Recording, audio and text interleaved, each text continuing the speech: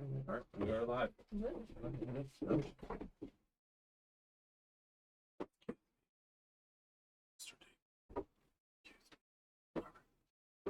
Slide.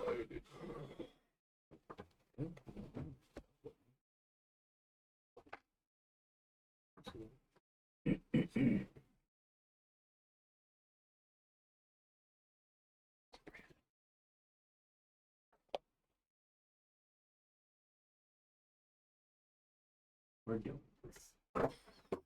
Are we live? Yeah. We are currently live. We are currently live.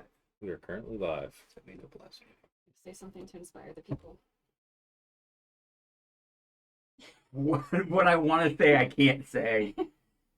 But what I'm going to say is welcome to the first live stream of the SpellCrafter's in live actual play. Whoop. That's pretty So that is a thing. We are live. This will be your thing when we blow up in popularity. And I'll be like, that's the guy that goes woof woof. You'll be forced to do it every season. We are, yeah. Oh. Feedback. We're good. We're working. It's working. Sounds great. Good. Improvement. All right. Do we have watchers? 1,000 already. Can't have that on the table.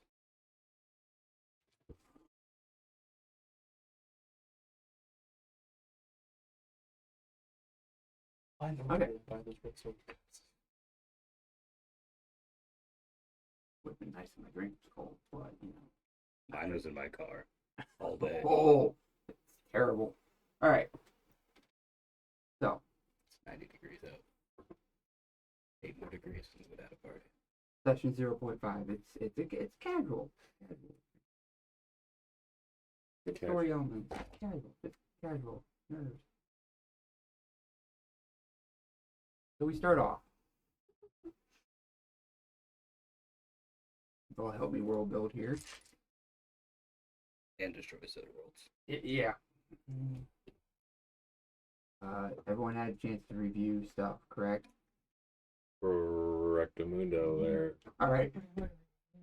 We'll Chance see. to review, but did they take the chance is the question. Yeah. Fine review. I know someone didn't get back to me about stuff, so I took my liberties, as he knows. All right.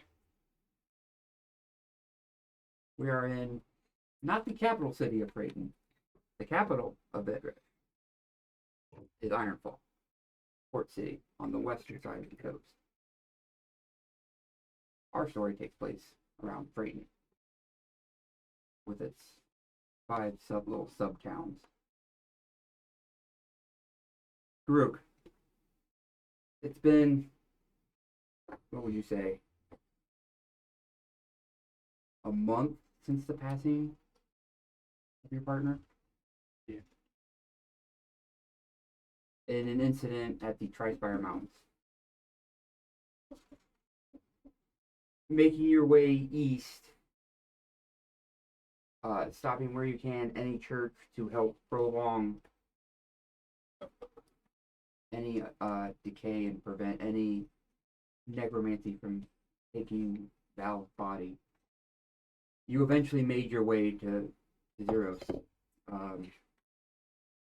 stopping at the Raven Queen Temple, which was the primary deity of this town. Striking a bargain with the temple, they helped you to engrave and enchant a coffin that you helped craft for Val. Not knowing what bargain you struck with them, you now have a way to prevent any further decay or any of that possible necromancy from taking his body. And now you find yourself in Creighton, walking the streets with this iron and wood crafted coffin strapped to your back. And as you walk the streets, you are approached by a small group of guards that are just harassing you at this point. What are you? Some kind of grave robber? That thing should be in the ground. Some people are okay with leaving others behind. I'm not. I'm not a grave robber. You can go to the local temple to find out. Which one? There are several. The one to the Raven Queen. Oh yeah, there's a little church down the street for the Raven Queen. We can go right there right now and see. And when he says that, when he says this down the street, that doesn't make sense to you because it was another town. You have just made a mistake of the fact that just there are multiple deities. And a town, a city, a kingdom could worship multiple. There could be multiple churches. In Brayton, the big three are Bahamut, Ioun, and Arathis. The Platinum Dragon, the Lawbearer, and the Knowing Mistress. But there are outside of towns. They tend to be a main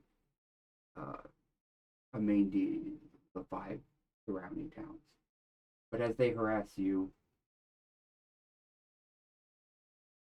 Samuel, having made your return just recently from let's say Sanctuary of Karna, and familiar with the guards, the government, being partial nobility, your family, Lord and your mother and father being Lord and Lady Tarvin and Helen being stout. And knowing that your second oldest sister is First Sword, which she's in charge of not just the military presence when gathered, but also the guards of the town. And you can see that there's this half-orc man being harassed by town guards, and he has this large iron and wood coffin strapped to his back. And you would see that the guards continue to get belligerent with him. We think you're just doing ungodly things with that body. I think we're just going to have to arrest you and put that coffin in the ground. You'll have to kill me first. They'll just have to dig 2 holes. I assume I heard most of that. Oh yeah. I get right up in that guard's face. Yeah, you're there. Steaming. Wait, who are you? Who am I? Who do you think you are? How dare you harass this innocent man? Well, I'm a town guard, and you're just some... I'm leaning further and further into him. He leans back. Flexing, ripping shirts from the seams. Give me an intimidation roll, sir.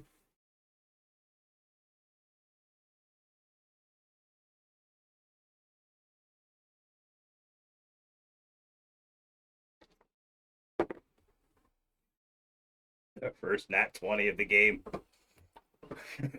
He- Plus 4. He immediately backpedals, and in fact, the other 2 guards that are with him backpedal as well as your statured figure just pushes forward. We don't want any trouble. It's not natural to be carrying around a coffin with a body in it. What's not natural is for the guards to be harassing simple and innocent men. Or women, for that matter. Yeah, I mean, we're not harassing. It's just, again, unnatural. Little shake in the voice at the end of that. Give me just a sec here. Names are my weakness, so we're aware. I look at him and just say, do you even have any idea of who I am? No. Do you know the owner? The what? Nothing. Nothing, sorry. No, sir. I flex really loud and go, my name is Samuel Valerian Seamstout.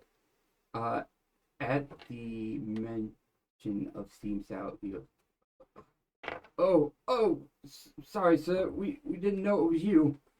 Matters not if it's me or not. What matters is you harassing innocent citizens for no reason. I will be informing my sister of this. Oh, no, no need to do that, sir. It's just a misunderstanding, and we didn't know he was with you. We're sorry. I keep leaning in slightly closer and go, if I ever catch any of you harassing anybody innocent again, it will not be my sister's wrath that you face, but mine. Yes, sir. We understand. Be gone from my sight. Yes, sir. Yes, sir. Sorry. Again, apologies. And they just hurry off. I wander over to this man, this half-orc, throw my hand on his shoulder just strongly and go, friend, how are you doing? With this look of just compassion in my eyes, of understanding and wonder. Ugh. Not every day you meet a nobleman. Not every day I meet a half-elf carrying around a casket. Guess we all have our own stories, huh? I could go for a story. How about over a pint? I'll take that. Seem the friendly sort.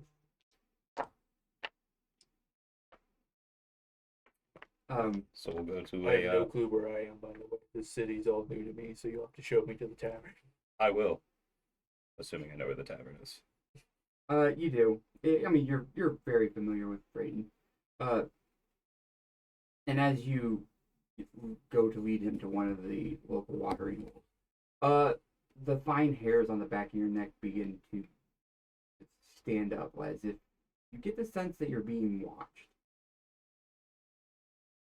I look around. You see anything? You give me a perception check.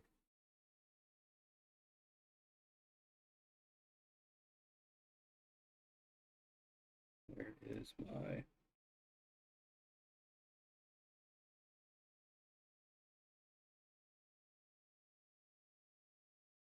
I apologize. I'm special. I got a +0 to perception. 15. You not quickly look around. You kind of look over your shoulder, look to your left, look to your right. You don't see anything, and then you feel the sudden whoosh, as if someone just appears behind you, and you hear a familiar voice, and she goes, "Oh, welcome home, brother." I just go white. It is not your older sister, Okay. which they do sound close because they are close in age, but it is actually your second oldest sister. Maria? I believe so. Yeah. Which you know is she is. Wait a minute, hold on. Correction, sorry. It is Celine. It is your third oldest sister. Okay.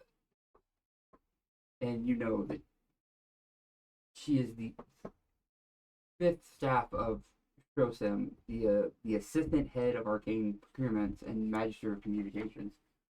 Her and Victoria are one of 5. What?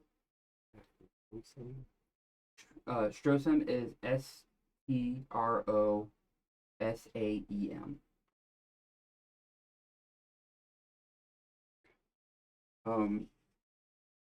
It is actually quite an honor for your family that has 2 family members on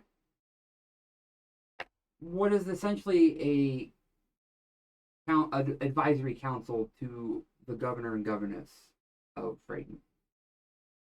Thoria being the first sword of the Frey Watch, and liaison of tactics, and she is the Magister of Justice. She's the one that.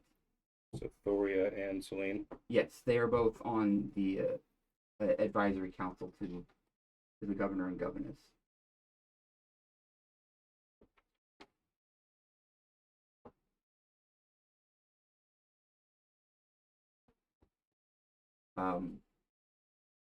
And you know that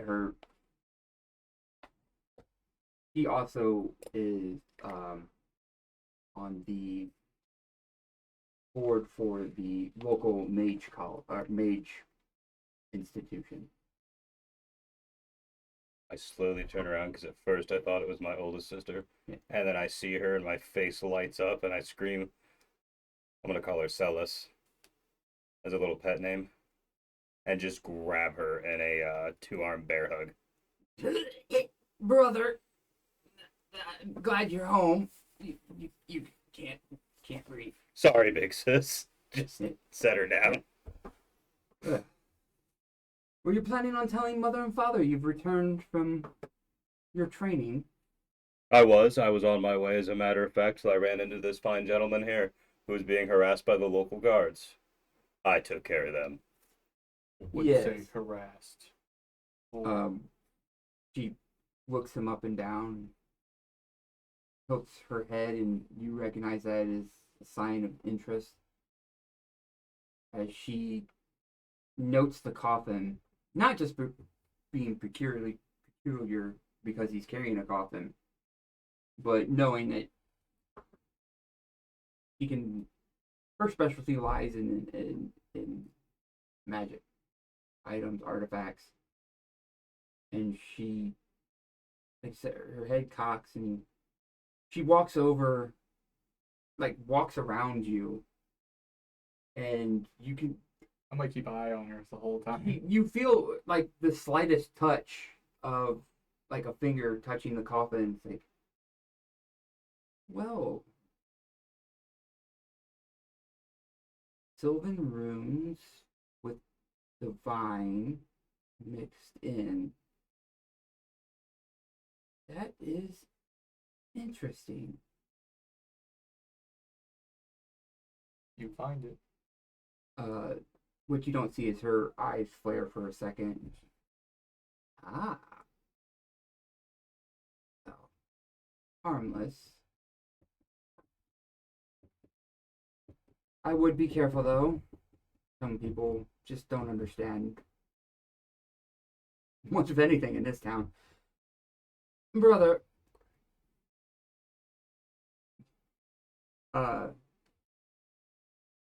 Glad you're home. But I do feel I have a request. I'm listening as I stroke my mustache. One of our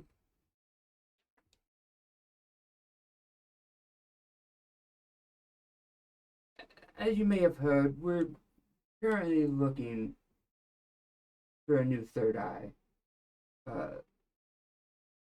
Our other mage,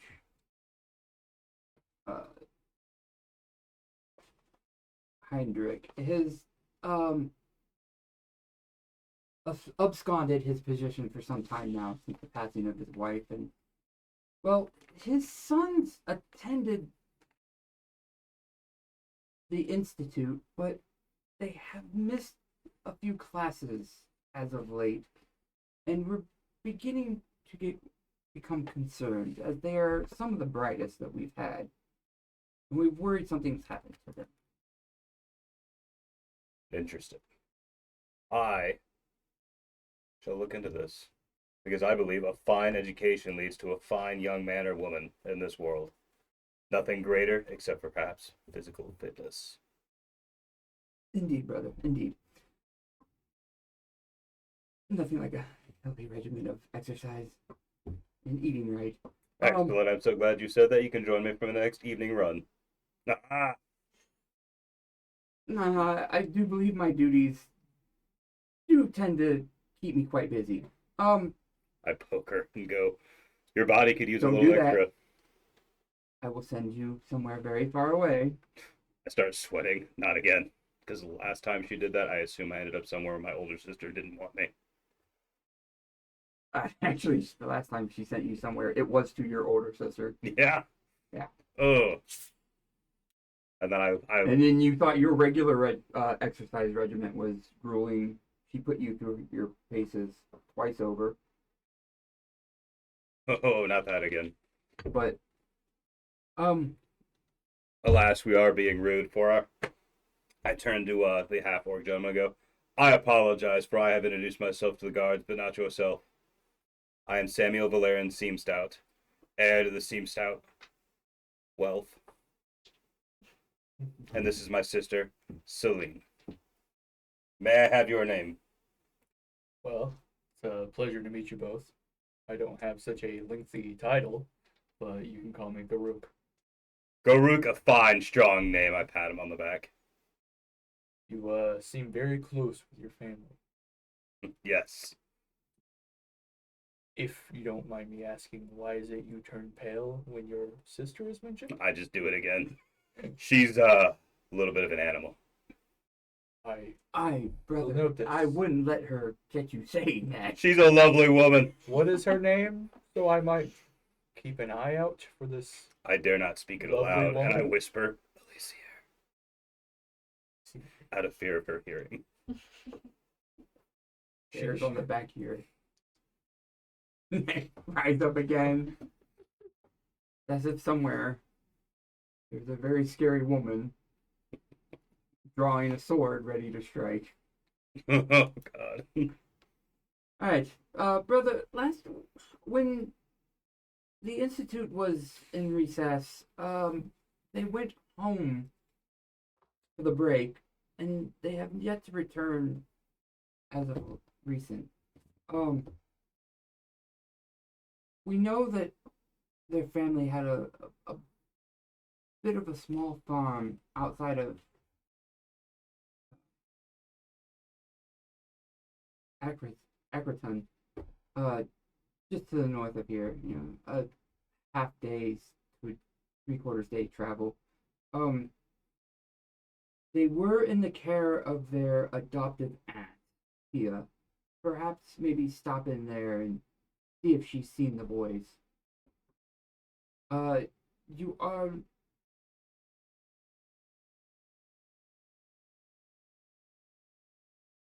There we go.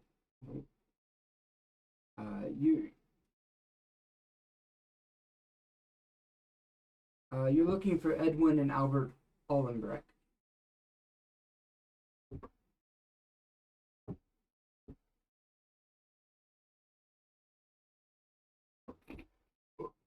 I've been triggered. Very well. And then I look at my sister, and I look back at Groot and go, do you have lodging for the night? Basic inn, but Oh. that's probably Basic. And sister, why don't you put him up in one of our guest rooms while I go and check up on these two? I insist. Brother, why don't you take him with you? Well, that would be rude to ask him. He just got into an altercation with the guards, and he's got this casket. I have just one question.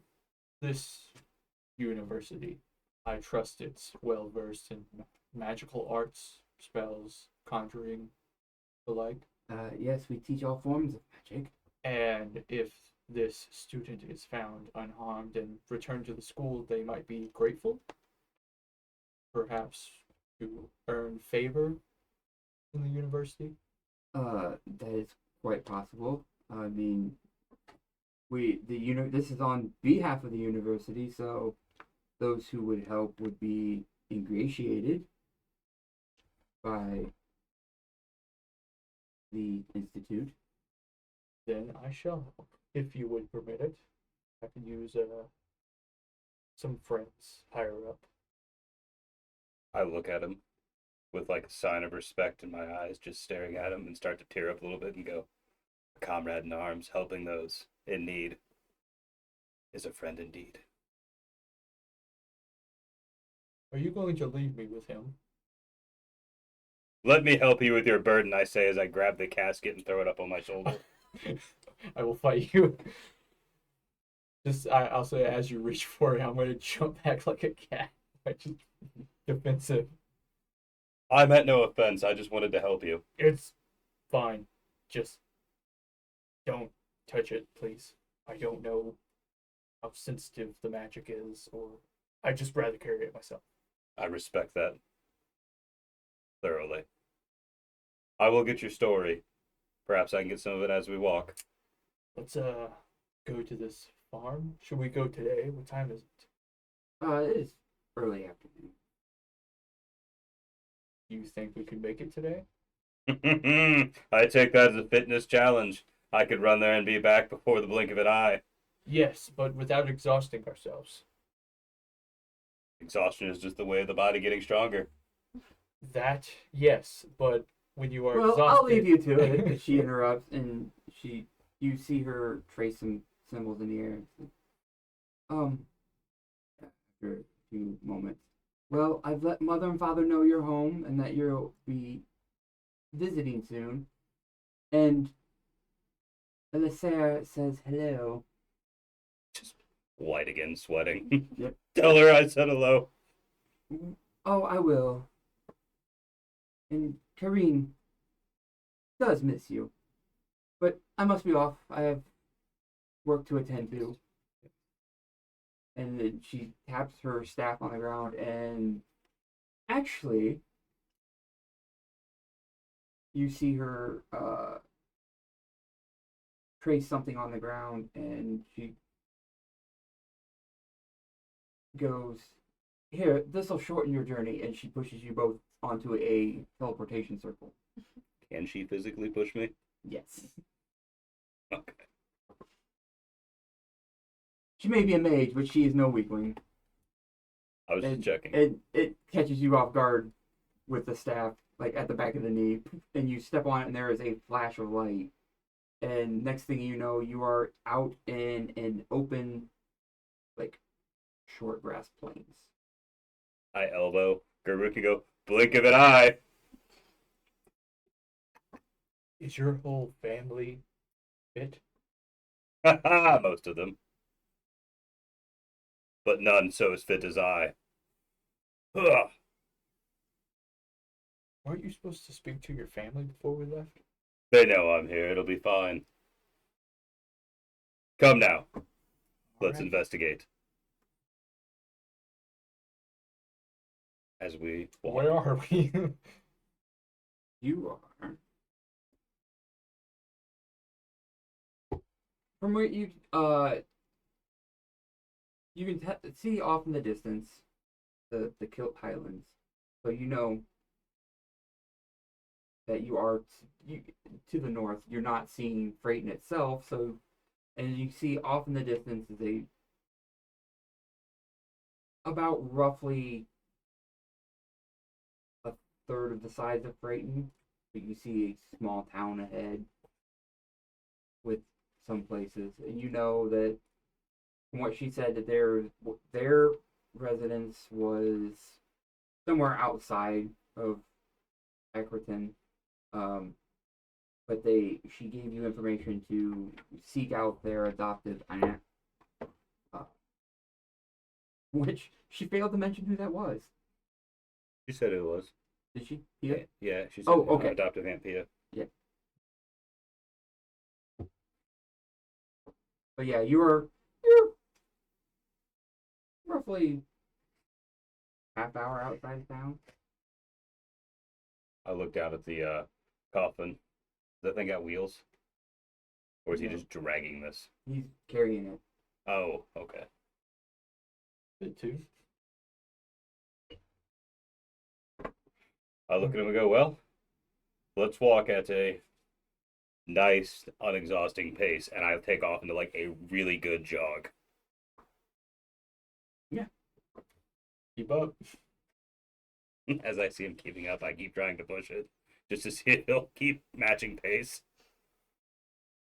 Yeah. As you guys take off into a brisk jog, and increasingly get try and get faster and faster. Give me both of you athletic checks.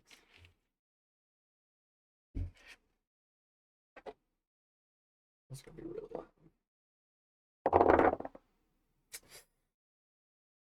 Oh God, 7. 7. 21. I'm even shit athletics. Yeah. So, as you're running, and he's keeping decent pace, even with this coffin. You're starting to wonder how heavy it actually is, and then face plant. As you miss it, there's like a root or something your foot catches, and you face plant into the not tall grass, but like chin high grass. I'm gonna slow down, but keep jogging, looking at you, see if you're gonna get up or not. You just hear a laugh coming from the grass as I stand back up.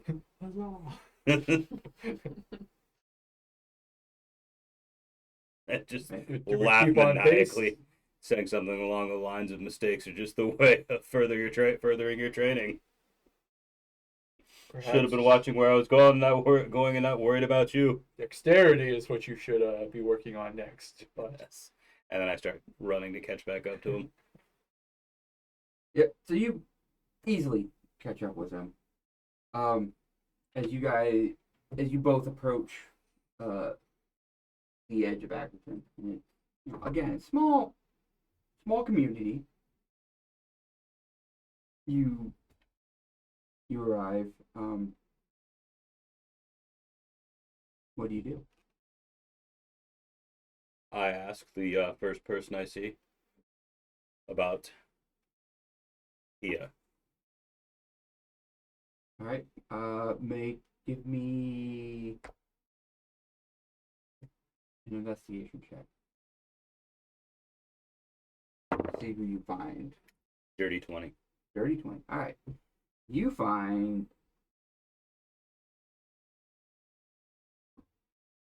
Who do you find?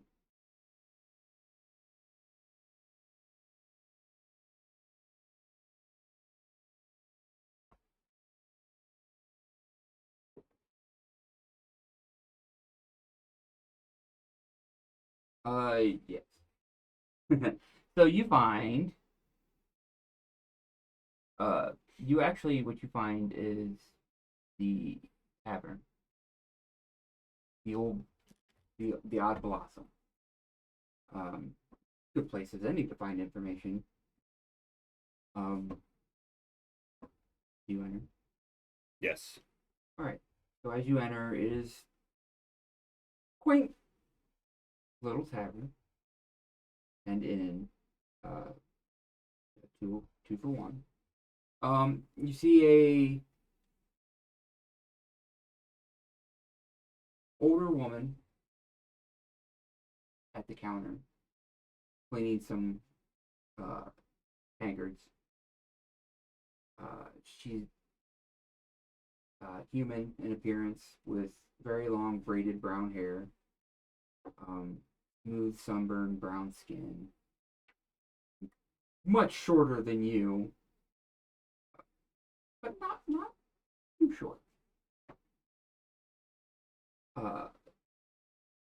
She looks up and smiles. Oh, hello. What can we do for you today? I look at her very respectfully and go, ma'am, I'm looking for a Miss Pia.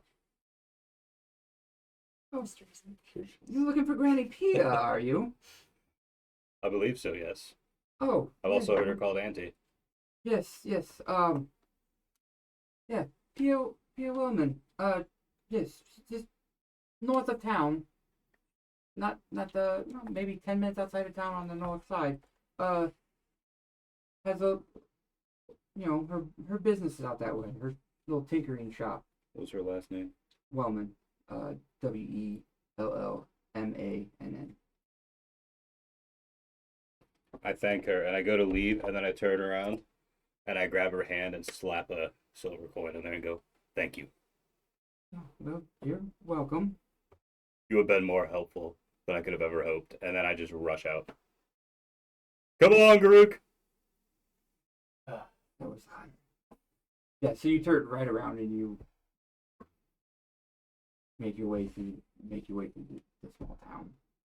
And again, it doesn't take you long to exit the north side, and you can kind of see it off in the distance. There's just small, kind of farmish looking homestead, fenced in area, and as you approach, you see a younger human girl carrying a satchel, and it hangs like it's weighted. As she makes her way into a shop, and she kind of stops and takes note as you're approaching. Granny, there's some strange men approaching. I look around and go, where? I believe she's talking about us. Oh. Strange indeed, we do make an odd pair. I stopped just short of the door, assuming that she was going to come. Well,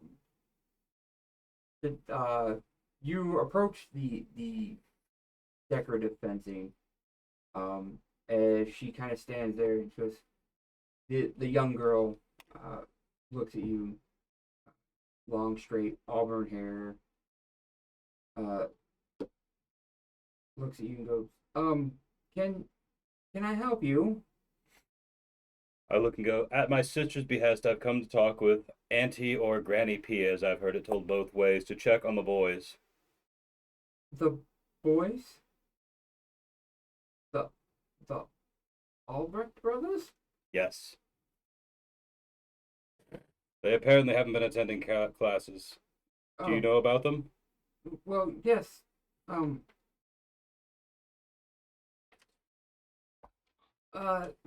It's a complex situation. Granny Pia is their aunt, but not really. They're you'll see. Would you mind getting Granny Pia for us? She like looks at you and goes, "Excuse you, I was talking." Forgive me. Garuk, you shouldn't interrupt children. You'll warp their minds. Sir, I am 19 years old. You're all children in my eyes. I'm sorry, though. Please continue. Come in. And she opens the gate and leads you into the workshop, which is in like one of the smaller barn structures. There you see, and as she said, you would understand, is you see an older halfling woman, gray hair, up in a bun. You see all around you varying prosthesis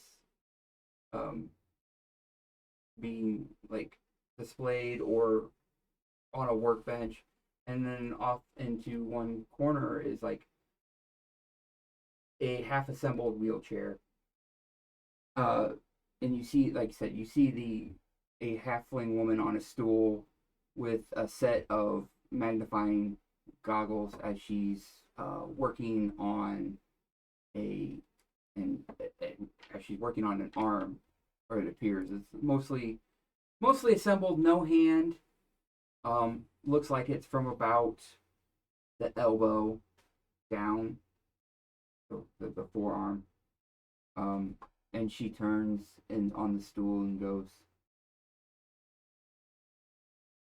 "Well, what can I do for you? Who are you?" I kind of bow while flexing at the same time and go, Young lady, my name is Samuel Valerian Seamstout, and I have come to check on the Albrecht brothers. She pulls up the goggles, looks at you.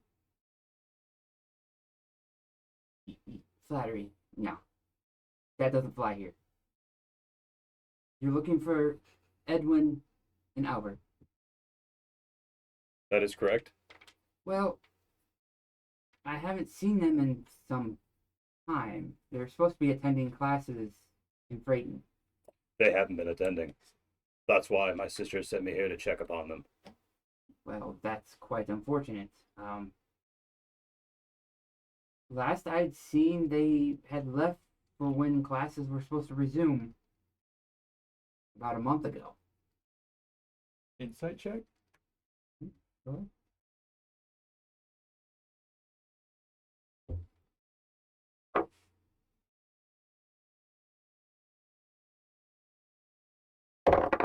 Mm-hmm.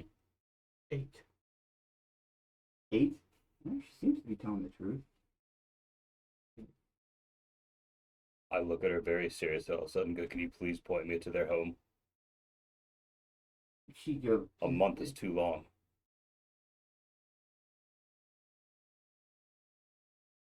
Who's your sister again?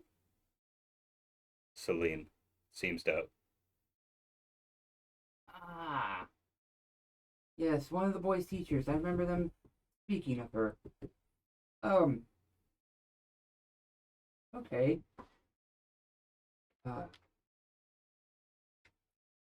Rhea, no, sorry. That was something else. Eleanor, take him to the Allenbreck estate. Show him. Take them there and see. Maybe they're still there. Maybe they. I thought they left, but perhaps they're still there. Do they not live around here? Oh, they do. It's another homestead. It's not. We're not neighbors. The young woman nods and sets her satchel, and you hear like a bunch of metallic clanking, and you would assume that they're a bag of tools. She sets them on one of the workbenches. Granny, I'll finish this leg when I get back. And she goes, that's fine, dear. I'm gonna finish up this arm, and then I'll get to work on that wheelchair for that nice young man in town. Okay. So, Eleanor, as you learn her name, it motions for you to follow and leads you back out the door. She goes, it's not that far. It's just over the hill. I ask her if she's worried about them. Well, yeah, we grew up together. Then we should make haste, and I apologize, and I throw her on my shoulder and Stop! sprint. No! Put me down! No! Why'd I leave my wrench behind? Inside check. Come on, Grook. Make haste. Alright. A decent pace. Yeah, you make off with her, and like sticks her head out. Yeah, he's the strangest one of that family. I can tell. Gets back to work. So you carry her off and up over the hill, and then within 10 minutes or so, and you can see that there is another homestead just down on the other side of this hill. It is comparable in size. There's no barn or anything, and there's a few trees guarding the property. Okay, we're here. That's it. That's the Allenbreck estate. I set her down politely and go, sorry, Thank you. Now I have to walk back. not if you wait here. No, I have work to do. You should run her back. I believe that's the honest thing to do. No, really. That's okay. You don't have to. Hmm. I'll be fine. We should check on the boys first. But if you happen to be only most of the way there when I get back, I will assist. Okay. And she Is that a threat? she turns and like power walks away quickly. What an odd child. Do you normally snatch children when you're running?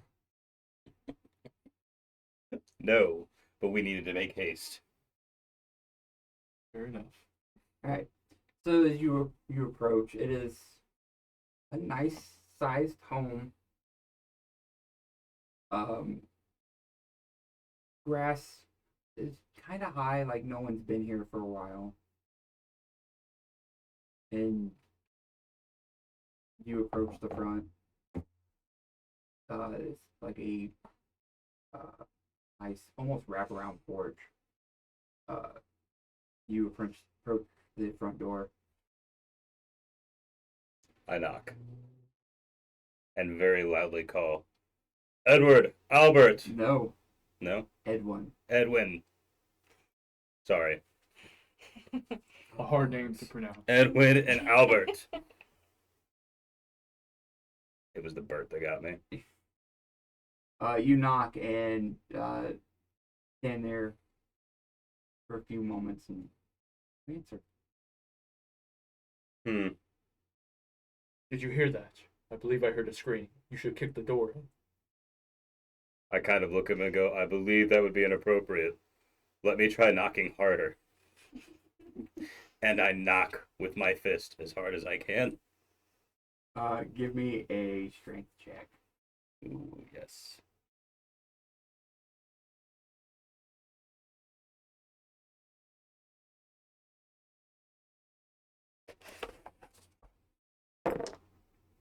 $14. You knock, and the door splinters a little. Like there's now like a little crack in the door. Oh no, I've broken their door. I try the doorknob. Opens right up. Like Good knock. I believe they know we're here now. Now we can enter. I will pay for that.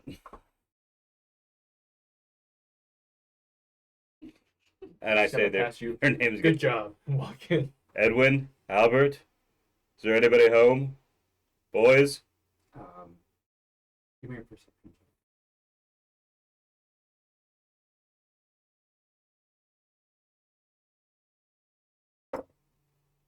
A 2. A straight 2. I don't have any. The only light filtering in is from now the open door. The windows are covered by curtains, which even with the 2, you can see it has a fine coating of dust, as if someone hasn't. The home hasn't been lived in. A lot of things have a fine coat. You enter in, and it's a little foyer area that leads into a dining room. No dishes set aside from maybe a mug or 2. All, like I said, fine coating of dust. I look around, seeing if there's any clues at all for the boys anywhere. Investigation.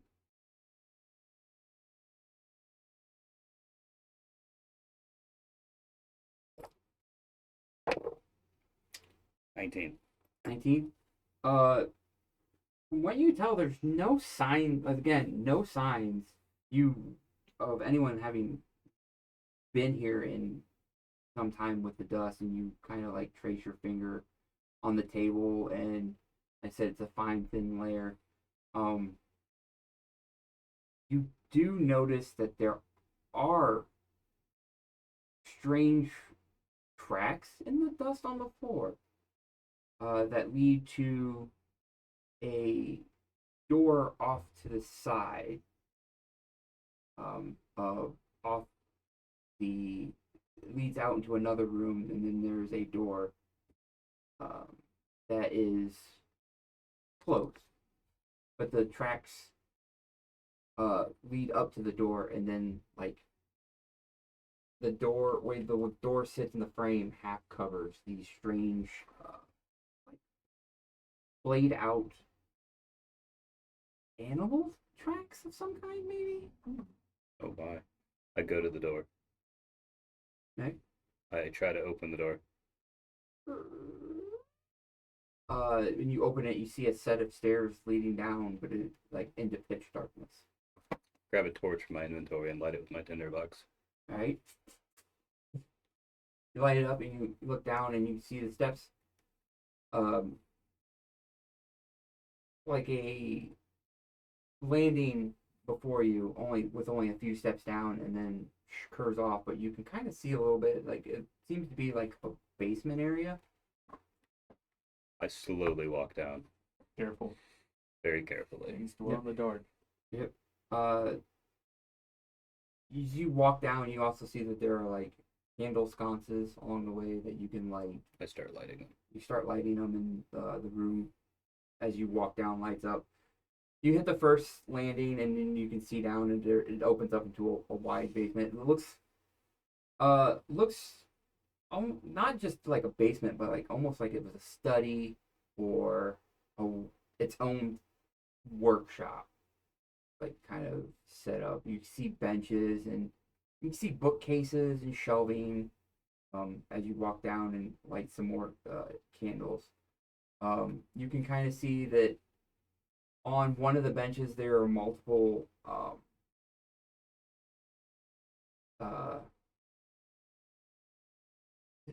chalked outlines, symbols.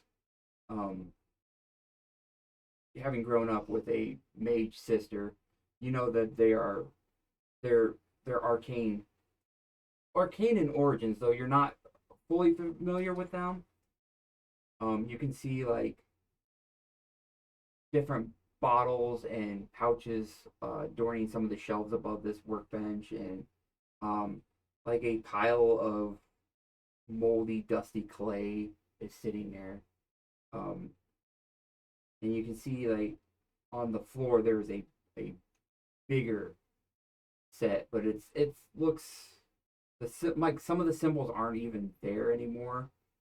And just like again a coating of dust and debris sits on this larger one, like, and as your sister told you, this is the home of who was the third eye, one of the other mages on the council. Heinrich was a gifted mage, she said, though she didn't give you much more information about that. You can see like scatterings of notes and parchment paper.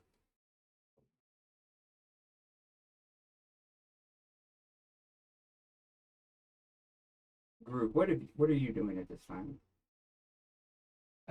Probably looking for like signs of violence, like if a commotion happened here, or Give me an investigation check.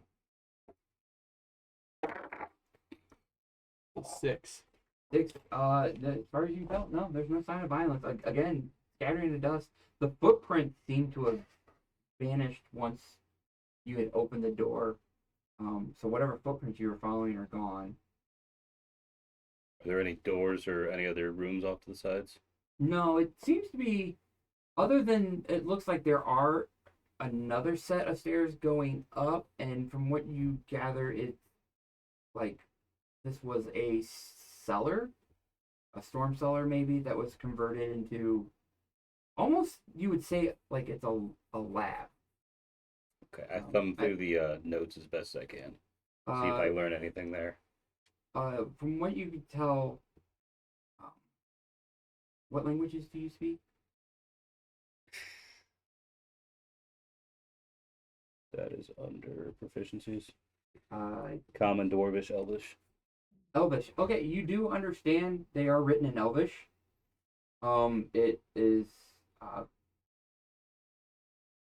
lists of spell components for various spells.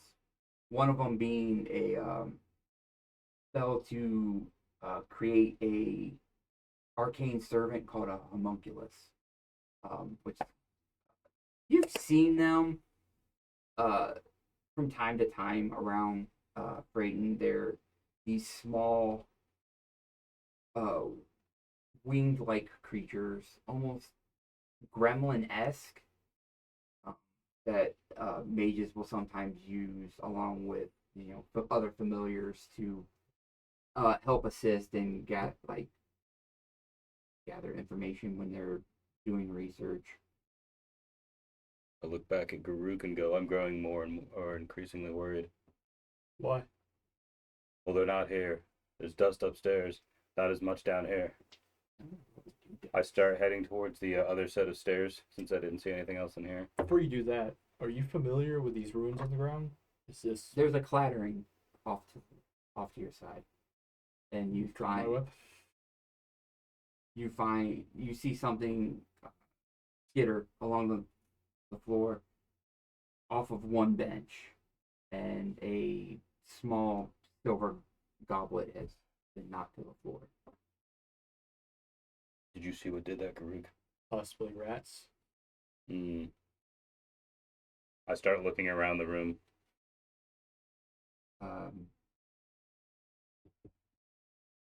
Give me a perception check with disadvantage because of the low light.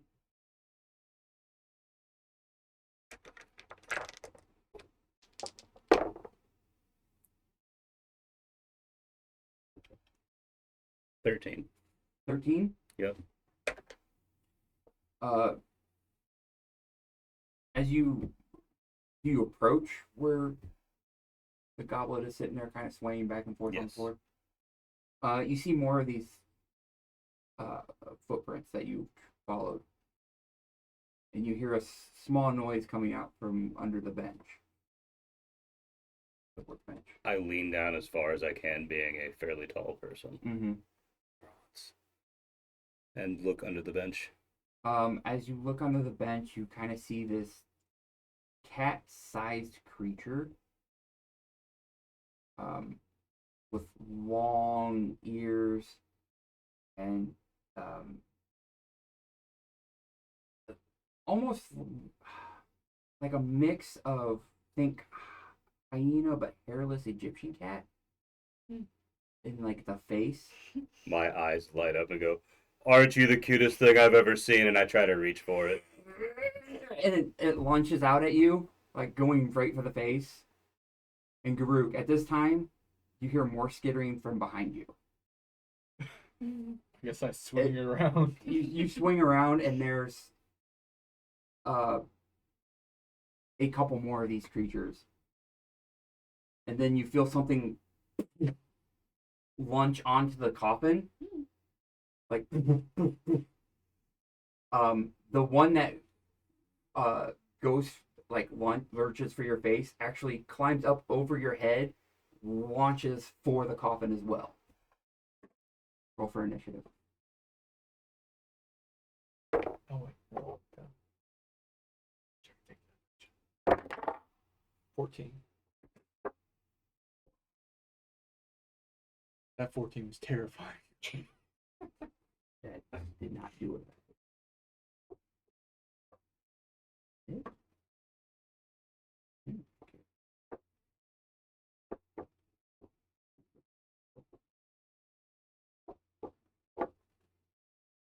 Apologize. It put the wrong people in the wrong thing. There we go. Okay.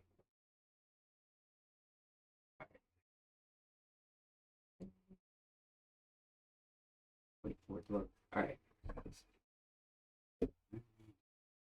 Alright, group, what did you get? 14. 14. And Samuel? A mighty 12. And Mighty 12.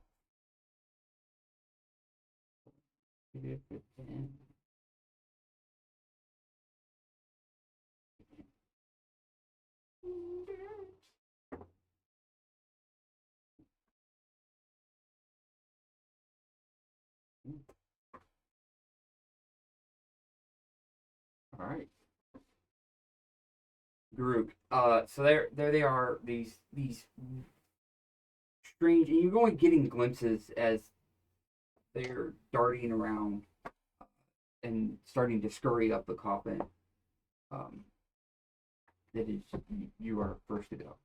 All right, I'm going to try to stab the closest one, or at least the one on the coffin. All right, so you try and swing your weapon. Go ahead, roll for attack.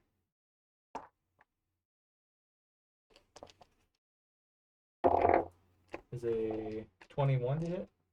21, I do believe it. All right, and then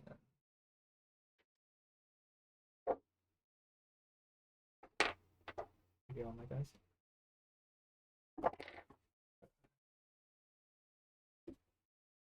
5 damage, and I'm also going to smite it.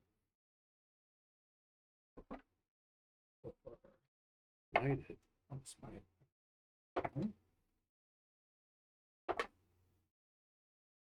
How many spell slots you got there, bud?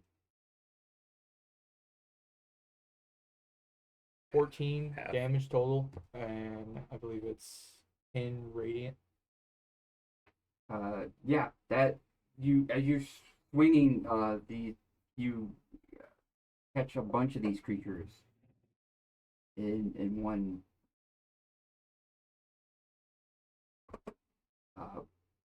good swipe.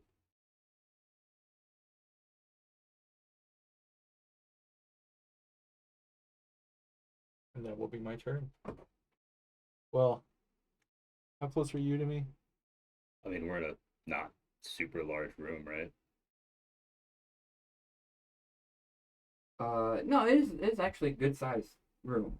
Right, but it's not like we're standing a mile apart. We're probably like No, within no, 50 no. feet of each It's other. probably maybe 40 foot Probably within from wall 20 to feet. wall. It's too bad you don't have the minis because How many have the basement.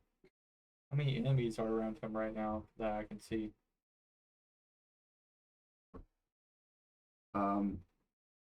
Around him, Yeah. there are none currently. They are all swarming towards you. All right, now I'm gonna stay where I am.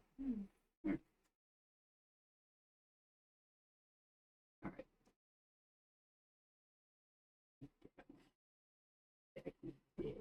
All right. So yeah.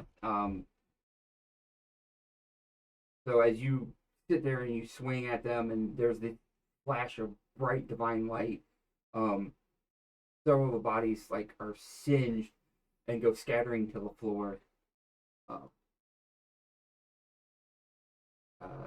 Crispy crittered. The I hate more of cats. them begin to there seem to be dropping down from the rafters. They will.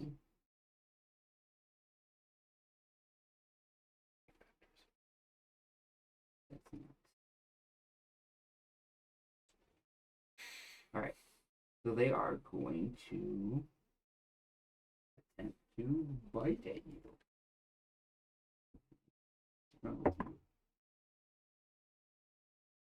Does a 19 hit? It does. All right.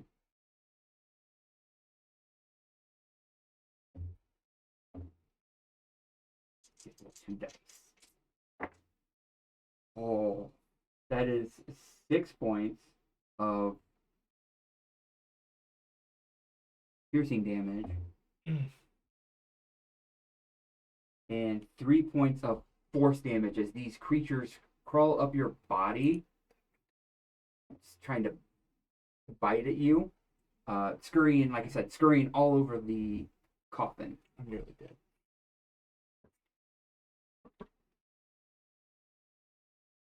That is that one. And this one. Samuel, from behind, underneath one of the other benches, a couple more come swarming out.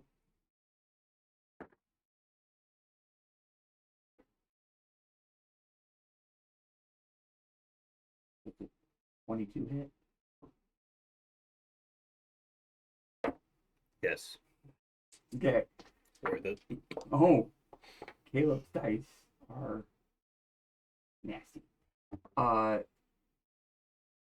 You take 6 points of piercing damage and 6 points of force damage. I'm down.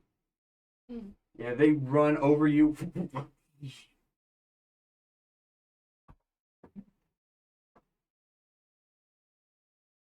I had 9 health. Level 1. It is your turn. Well, I believe there's one on me currently. No, No, his turn. which Oh. means Death save. death save. 16. 16. That is a success. It's happened. Yeah. But yeah, as they quickly it's just like as these few creatures come rushing over you, and they're just like bite and swarm on you, and then as soon as you go down, they make their way for Garuk. Whatever it is about him, something seems to be drawing them in. Garuk, it's your turn. They're all on me now, right? You have another set. Well, you have like a couple on you already. Yes. I'm going to swing again. All right.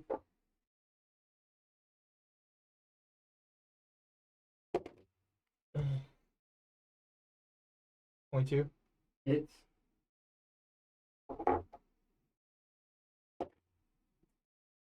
That's 6 piercing damage.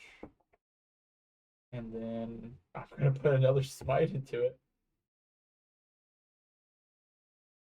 Because apparently it's us or these things. Oh. How many slots do you get at level 1? 2. Yeah. Brother, I'm I 3 know. HP. I know. I know. I'm dead, was I can't use how it. was he able to do this? That's Why are you getting 2? 9. Why are you getting 2? 2d8 for Divine Smite. Just making sure. So 9 Yeah. radiant, and then I Yeah. forgot what the piercing was. 5, I think. I mean, I got the piercing. You're good. Okay. All right. So, yeah, you're stabbing, and there's flash of light again, and more of them are thrusted back. This charred, kind of like sliding up against Samuel's body.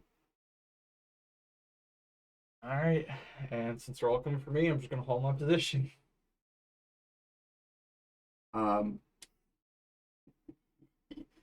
Seeing this, they kind of like they hold a bit, and again they begin circle, like a couple of them begin circling.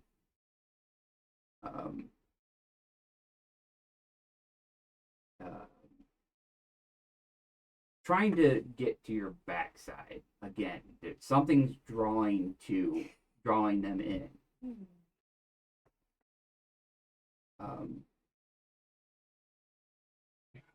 You Can't do anything. as they move around, you begin to hear this sounds of like a whimpering child or like a wounded animal, and you realize that they're coming from the creatures as they just circle you. Wait a minute. Hold on.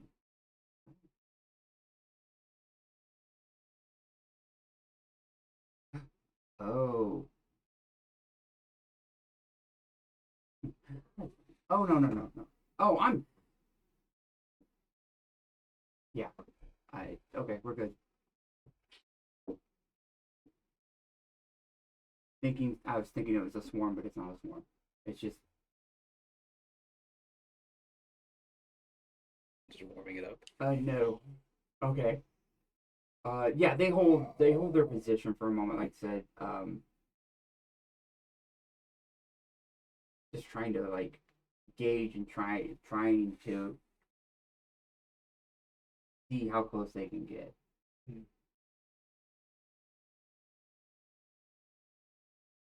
Dang it. 14. 14, that's a success. Again, as they circle you, like again, almost like this Egyptian hairless hyena cat thing, like this. It again the sound of a whimpering child, and then it kind of half grins at you, and almost like a Joker-esque grin, as it's like it's getting ready to pounce. Your turn. Are there any currently like within my range, like right on me? Not right on you, but I mean you're carrying a spear, so Can I get around to his body? you can. All right. I guess I'm gonna get beside your body, and using my action, hopefully attempt to quickly stabilize him. Roll a medicine check.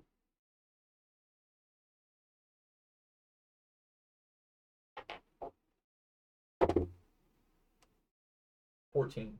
14. High proficiency. You managed to stabilize him, so you don't have to make any more death saves. Just post up, ready to defend. So do I get like 1 hit point back, or I'm just at 0? You're still at 0. You're Okay. stabilized. You're not dying. Yeah. I have no way to heal you. That's fine. The power of fitness will heal me. Wait, what are you saying? Yeah, lay on hands is the pool you get as a paladin. First level, you should have. Wait, is it a bonus? It's a bonus action. Can I bonus action lay on hands him? They made it a bonus action. It's a bonus action. That's. I'm gonna touch you. I mean, Is that the new? Essentially. Is that the new rule set? Yeah. yeah. I don't have the new rule set. So I'm gonna do You should. that. Thank you.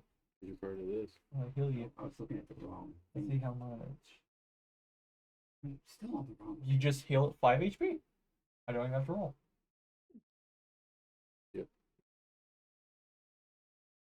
You can do that 5 times. He hates it. I mean, we're about to die. All right. No, I'm- you'll know. I'm still- You'll know when I hate it is when I hear the words spirit guardian, Counter spell. Spirit guardians. All right. explosive magic. All right, yeah. That's so my you, turn, now You, you- you yeah. heal 5 HP. Missy's Oh, I guess I do have the. Yeah, that is downloaded. That's the new one, right? Yeah, he's Wow. sharing it, so you should have access. Wake to up. Show me your strength. Power. And I need you here. Pass. Order it. You heard it right. Mhm. I feel like I need to tap in response, but seeing you as you heal, the creature, the grin widens and it lurches forward.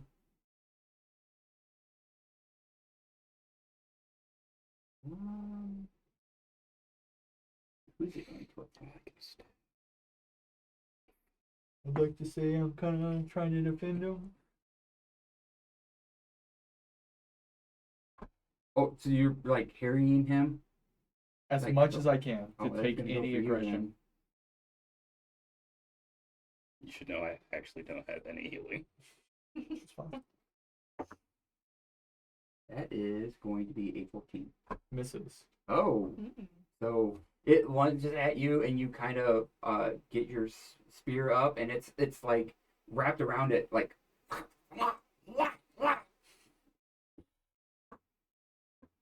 Samuel, you are prone on the ground, and you have this half orc above you, and you see this thing just like trying to slash at him. I use half my movement action to stand back up, right? Mm-hmm. And then I mount up, clench my butt cheeks, and throw an unarmed strike at Okay. the creature. Okay. I can't to imagine as you do, like all the blood flies off you. 17. That'll hit.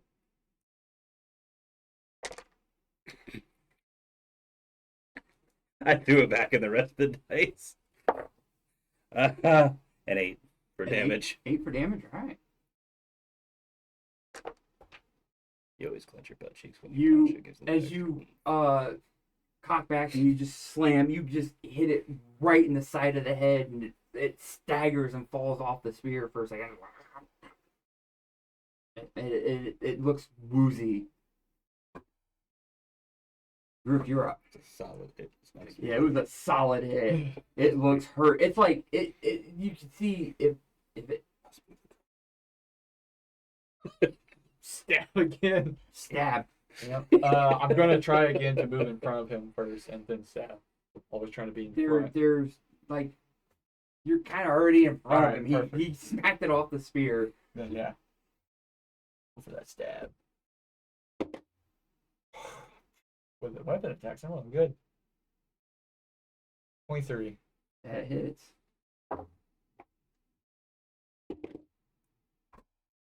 7 piercing damage.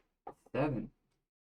As you thrust the spears forward, it just goes right through its bony little body, and you just skewer it, and it just kind of like twitches for a second.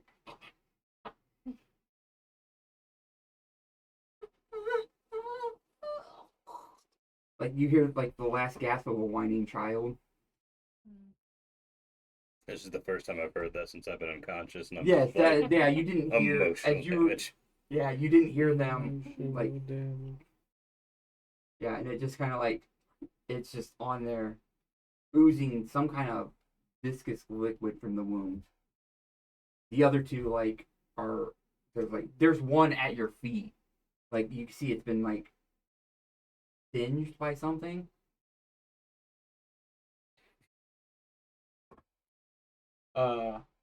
Guess I'm gonna bonus action heal myself. I mean, you're out of combat. They're all dead. Oh, They're dead. believe there's more going on here than meets the eye. What was that towards the end there? The whimper, the cry. That's what terrifies me. I didn't like it. Are any of their eyes open? The one on the spear, which like as he touches Yeah. himself, lifts up, and its eyes are still open, like it's like a tongue lolling out. I shut its eyes. Like the eyes are far apart. Like, Oh. it's like hyena like Yeah. face. Sorry, yeah, just Just like yep. the muzzle, just again, like I said, it's like this hyena like muzzle, but it's like a hairless Egyptian cat with these big ears. Poor creatures. Could this have been? They just wanted to play. They play rough. But notice anything else weird in here? Make an investigation check.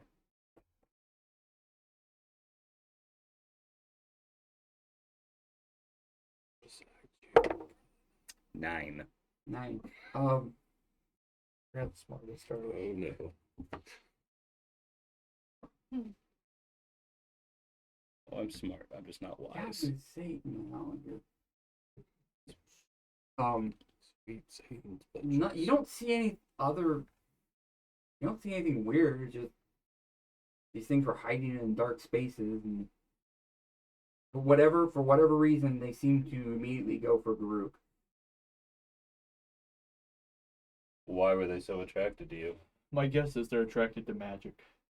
I mean, they are. I would know that they're magical in themselves, right? Like magical creations. Have I seen these type around before? Or no? Roll me an Arcana check. 19. 19. They are in fact the result of a magical mishap. Usually with a 19, you know that they're called. They don't have a pronunciation thing. How's it spelled? Grimshka.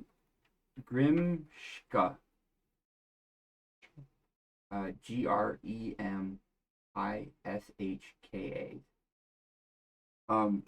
Kind of gremlin-esque. Like I said, again, with these cat-like bodies, sized bodies, long pointed ears, and again, like this hairless hyena-like face. Opposable digits that could grab things. But again, you know that they are from magical mishaps around trying to from when like novice spellcasters seeking to create some kind of life. Again, like whether it be trying to create a homunculus or other things like that. These things are the result, and they are unstable and attracted to magical sources. I explain all that to Garuk, to the best of my ability. Yeah. So the boys are amateurs, correct? And this is where they were staying. The Yeah. footsteps led down to the basement where we found all these creatures. With But we these haven't found a body. magic circles all over the place. There's a few arcane sigils, like on a workbench, like Hmm. and from the elvish notes, it's that you had gathered from, like they're different for different sects of magic. One of them would be like enchanting, um, abjuration, uh, evocation, transmutation. All those, like, there's a few different ones set up depending on what was needed. There's the basic, and then whatever the spell required, it would be filled into the center of the sigil. I assume my torch is still lit near me. Yes, I mean, First thing like I I said, do. there's still like some. I look up in those rafters, like every dark area that I can see. You look up in the rafters and uh, you don't see anything else. I think they're gone. I think, just to guess, that they were practicing or studying or experimenting, whatever, and these things appeared. They weren't able to handle it, and perhaps they fled. Maybe we should look for tracks outside the cellar door. I believe you are correct, because if there wouldn't have been somebody here so muscular and strong, and also me, we could have lost. Yes. For I was not as much help this time. But I will endeavor to improve You myself. took the attacks like a champion. I don't think I did. So yeah, I Speaking of, suppose we gotta I am exit going to the heal myself now. up the other set of stairs. Yes. Give me a perception check. Just you, Samuel. I'm just saying. A straight 18. You get that feeling of being watched again. I look around for anything out of the ordinary. Feeling like kind of just sensing the air around me. Mm. Any like stilled air, breeze, movement. No breeze or movement as you make your way to the cellar steps. So there we go. Check something real quick. Do.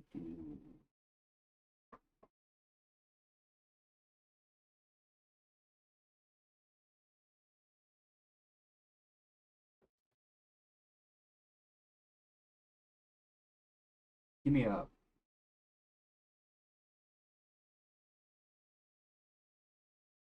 wisdom saving throw. Oh god.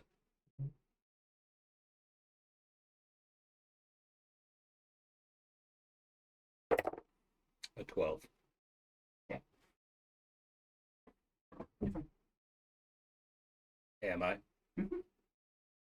Like I said, just the that you're like the hackles on the back of your neck are just at attention. All right. So I suppose we attempt to exit the cellar. It is barred from the inside. A simple wide latch. So they did not escape through. My theory is incorrect. So they came down here but never left. Or someone did.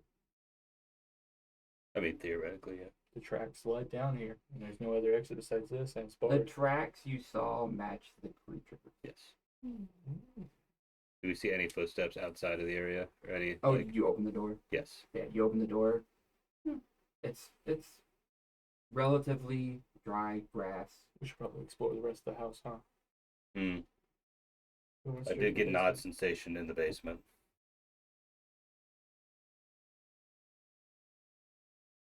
Was it you dying? I believe so. That tends to happen. I go back to the into the basement, like down there, and I start looking around, pulling books off the shelves, Mm-hmm. touching everything, looking for stuff. Yeah. Looking at all the sigils Some again. of the stuff on the shelves, like what there were glass files that have been broken open. Other items that you would recognize as simple material components have been like scattered about, or things labeled, like what would be labeled as those components, are like emptied out. Do I notice anything like out of the ordinary, like a book that shouldn't be there, or a misplaced goblet, or It said the books again all had a thin layer of dust on them.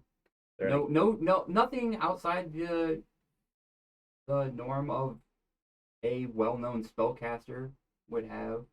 is there anything on the floor besides like rugs or anything like that? No, because you see there is actually a larger sigil. Question. Why was it we were sent to this house again? We're looking for the Albrecht brothers. I thought they had their own house, correct? This is their house. Is it? I thought she sent us somewhere else. No, she sent us to the Albrecht house. The Albert house. All in wreck. Allenbrecht, sorry. And It's hold on, let me spell that for can you surmise if this bigger you. ALEN apostrophe BRECHT.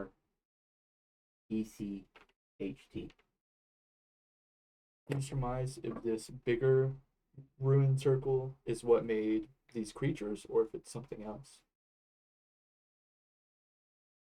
I mean, it could have been anything, right? What? It could have been the bigger circle that made that, or it could have been a lot of other things that they could have done. Give me an Arcana check.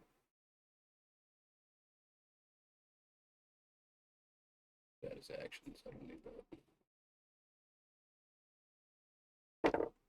9. 9. Guess we should check upstairs and then. I would say, Back. whatever this was, it was a nagging feeling that it's familiar, but like there's missing stuff on it. Like there's missing sigils. You can kind of see like something scraped away. Maybe the creature scraped away at them. It's hard to say. I have a nagging feeling this might be some type of transportation circle of a way. I don't know. Hmm. But I'm not, how'd you say, magically inclined. So I believe we head upstairs, look around, see if there's any notes, anything left behind. If not, maybe we should go back to the grand. I suppose. I guess I follow him back upstairs for now. You do have trouble maneuvering. You do have a casket, a coffin on your back, trying to get up these narrow stairs. So you make your way back upstairs, and then there's another. You enter back into the foyer area where there is a set of stairs that lead up. Upstairs. As you go upstairs, it's the upstairs is made up of 4 rooms, 3 bedrooms, one of which is or 2 of which are adjoining a master bedroom, and then one of them is at the other end of this landing or upper floor is a study.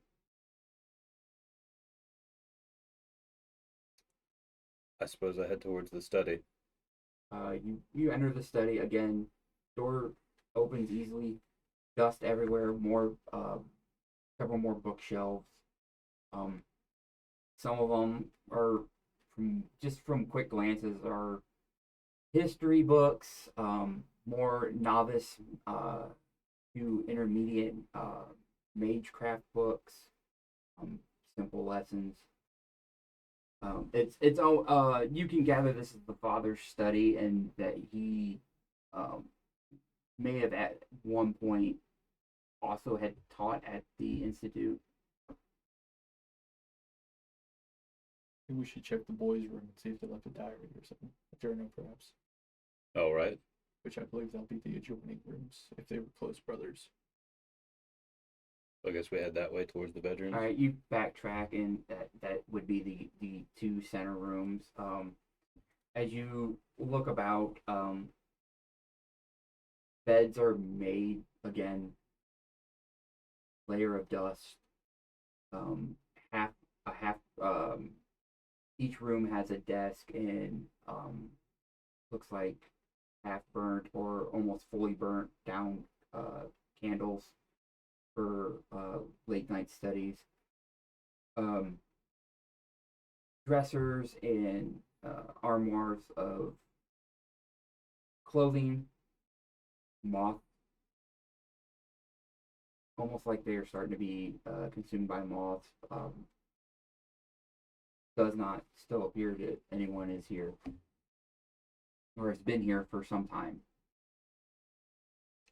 Suppose the last place to check is only the master bedroom. Did we like inspect the room? We just kind of looked around. I mean, it's covered in dust. There's no tracks. There's no But footprints. they left a journal or something. Yeah. That's fair. They could If maybe you want to look at for it. Yeah, sure. Give me an investigation check. Kind of sorting through the room, stuff like that. 17. 17. You sort through no journal. You do find what you do find is they left behind full tone,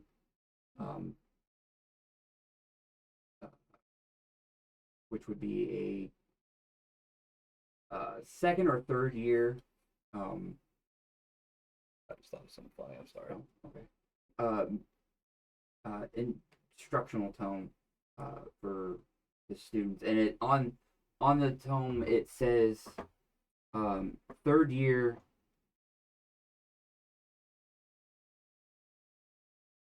Nope, not that one.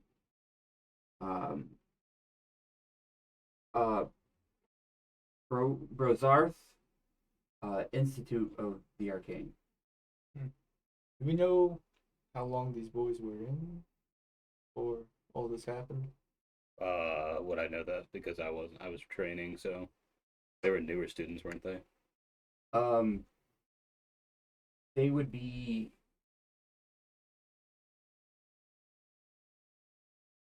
the older brother would be a second year, but this would be advanced, whereas the younger brother would probably be a newer student.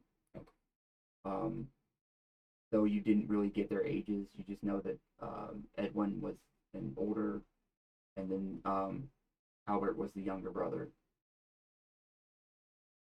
I'll tuck this away for now and follow you to the master bedroom. So yeah, I guess we head towards the master bedroom. Covered in even more dust, like it has not been touched in some time, more than a month. Just from glancing in. I think we might have to go back to Auntie P. Yeah. Pia. Makes me wonder. How do you spell her name, by the way? I put P-A. P-I-A. Pia. I guess we never inquired their father was in the picture or not for some time.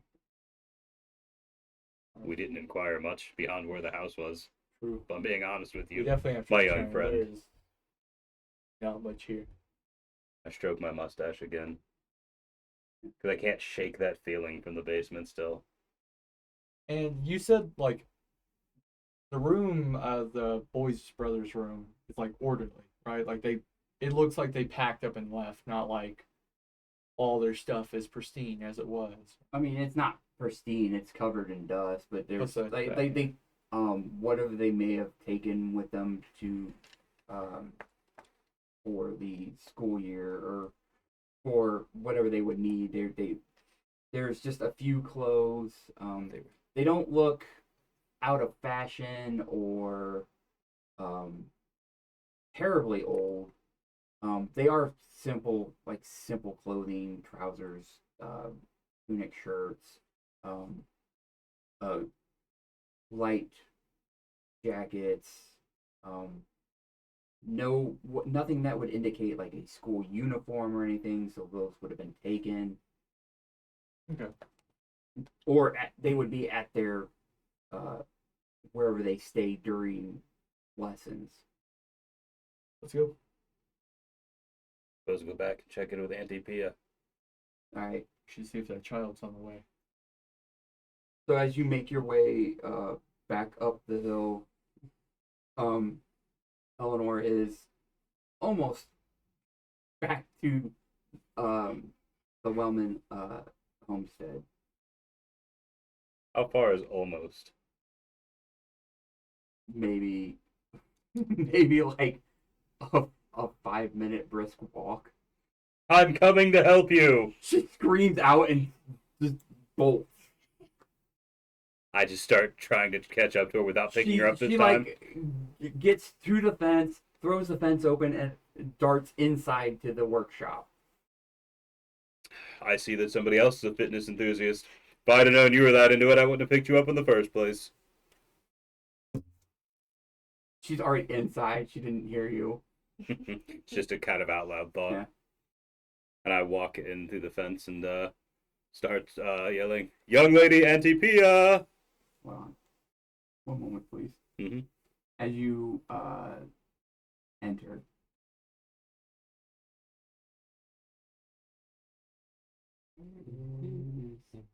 There we go. Oh god. Does an 18 hit? Yeah, it does. All right. You I have 5 hit points, so you're worse. This could be funny.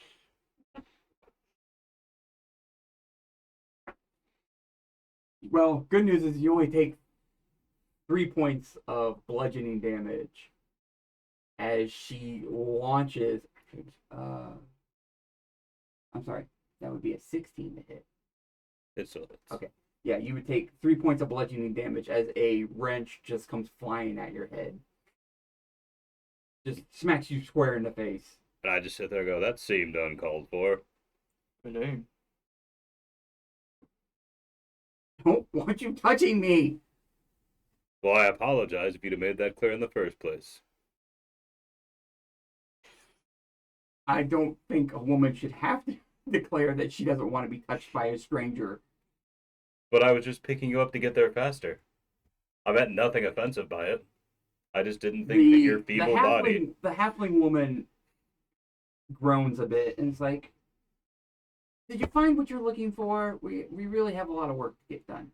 I look at her and ask her to sit down so I can explain to her everything I found. She's already sitting down. Mm. She's on a stool that puts her at about stomach height for you. I get up close to her and kind of lean in to talk to her. Like, and I've got like my hand like this, leaning in and just explain to her everything about the, God, I can't read my own handwriting. Grimgecka. Grimshika. Grimsheka. Grimshika. Shaka. Go. Yeah, she looks at you, well, magic's not really, that kind of magic isn't really my forte. We do enchanting for some of the stuff we work on. Never heard of anything like that. There were some enchanting circles and such there as well. I describe them as best as I can to her. She thinks, well, Hydrick was an accomplished magic wielder, and he would have that kind of setup. Yeah, as far as I know, he would have different components for enchanting, supplies. All of that would make sense why he would have that on one of his workbenches. I mean, I haven't been up to the estate in some time, and But there's still no sign of the boys. No school, no house. They're missing. well, that is quite strange. Does she seem worried at all? She does. You can start to see it cross her face. Like, she's trying to think where. Would they have made any stops on the way to the school? I look at her with No. almost like tears in my eyes, going, please, I need to help these boys. She gets quiet and starts to think. Well, their mother passed away about a year ago. But they're and that was about the same time that their father, I think he left Drayton about that time too. He had stopped in saying he was going to be leaving his position under the governor and governess. Maybe they went looking for him. Interesting. Kiana's death hit us all hard. And I took the boys in,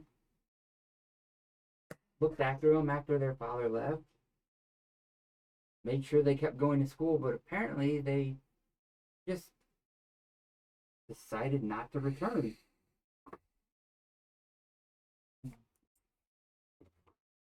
Interesting. You said the father left a new post or abandoned his post. No, you gotta understand, Hydrick, he's been around for a while. Those kind of people, they don't.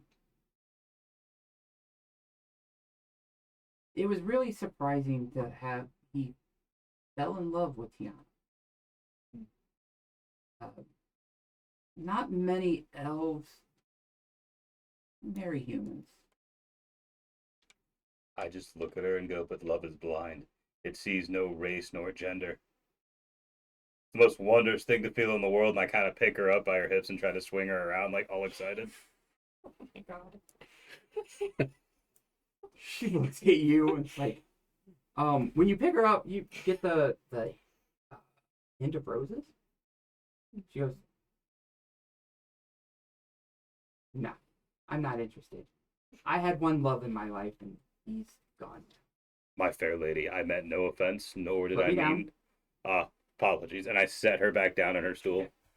Apologies. you. I meant no flirtatious, just an excitement and an expression of joyous love in general. I can be contained by no love other than fitness and helping those in need. Is this gonna be a regular thing with you? Probably. Okay. Is it getting annoying yet? No. Good. Wait till the fitness jokes I'm start. not sure who you. That was in character. I was like, that's what Oh, she was saying. A regular thing, what do you mean? Like picking people up? Yes. Are you going to be stopping by often? Until I find what happened to the Albrecht brothers. Right, Albrecht. All in Brecht. Albrecht. All in Brecht. Yes, Pronounced Albrecht. I put Albert and Brecht together. Yeah, no. All in Brecht. Albrecht brothers. Are the boys often rebellious? Well, they're strong-headed like their father.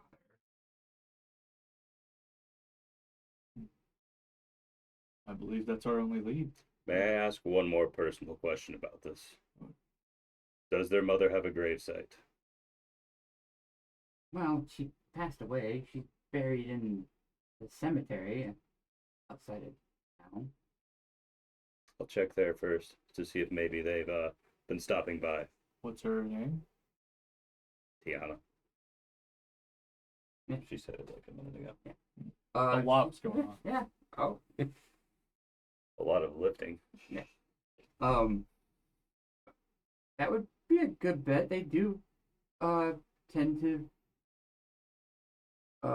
visit on anniversaries. How soon is the anniversary? She thinks is, well, the death anniversary is months away. Her birthday was 2 months ago. I believe that would have been about the last time they would have visited, or at least when a month ago when they were home.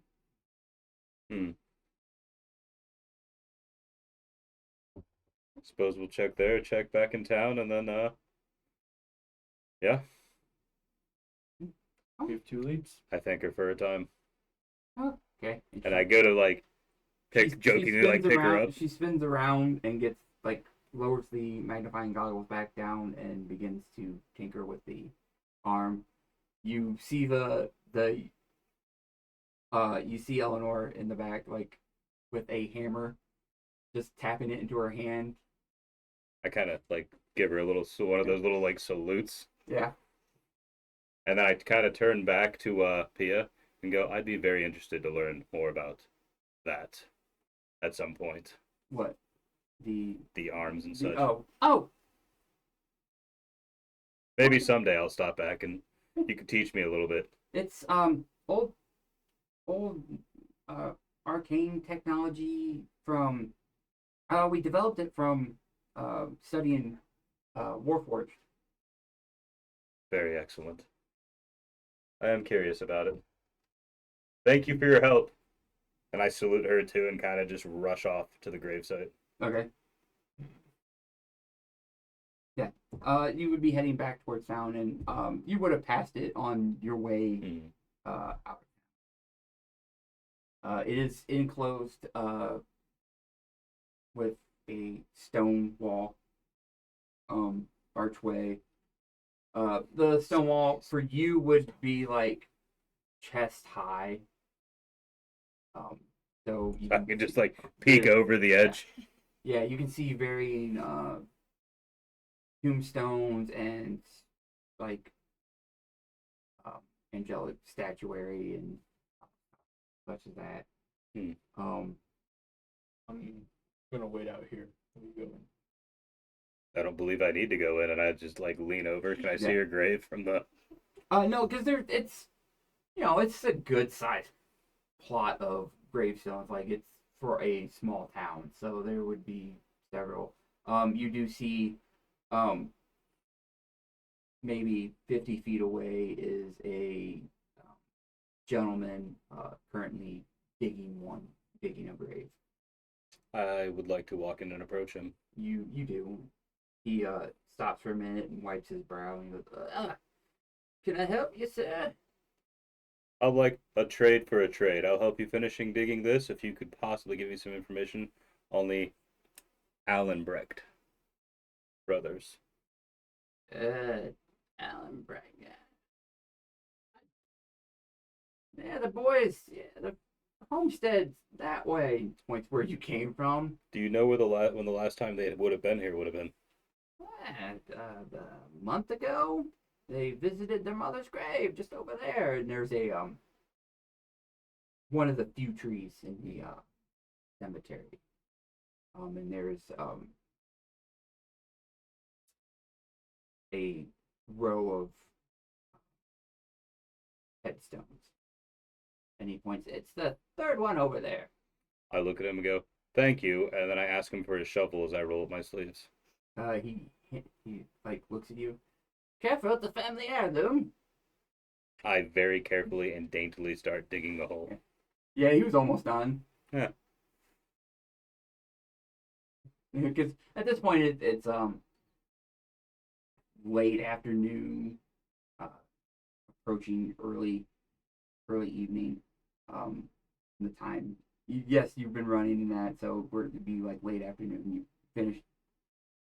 Takes you about 5 minutes to finish digging the hole for him, and you hand the shovel back. I say, "Thanks for the workout," and then I proceed to walk over to her gravesite. All right, you walk over and you find the one that says Tiana Allenbrecht on it.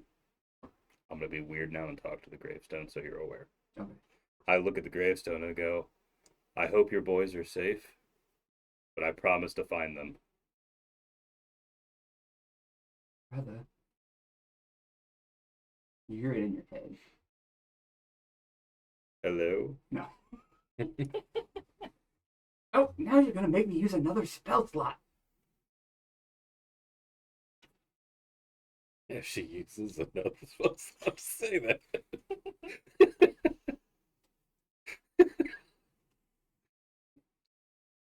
Have you made any headway? Is that one word? That's one word. One word. I don't know if I should talk or not because I wrote it You can reply to this message. in my head or like verbally. Is that what you say? That's my reply in my head or verbally. There is another. There's another whoosh. She appears next to you. This would have just been simpler. That's what I was thinking, but messages in my head and yeah. I'll have to get you used to sending spells. They work a certain way. Interesting. So I explained to her everything that we found. Grimshikas? Yes. Strange. Curiouser and curiouser. Someone was toying with magic they shouldn't have. Every wizard ever. Fair, brother, fair.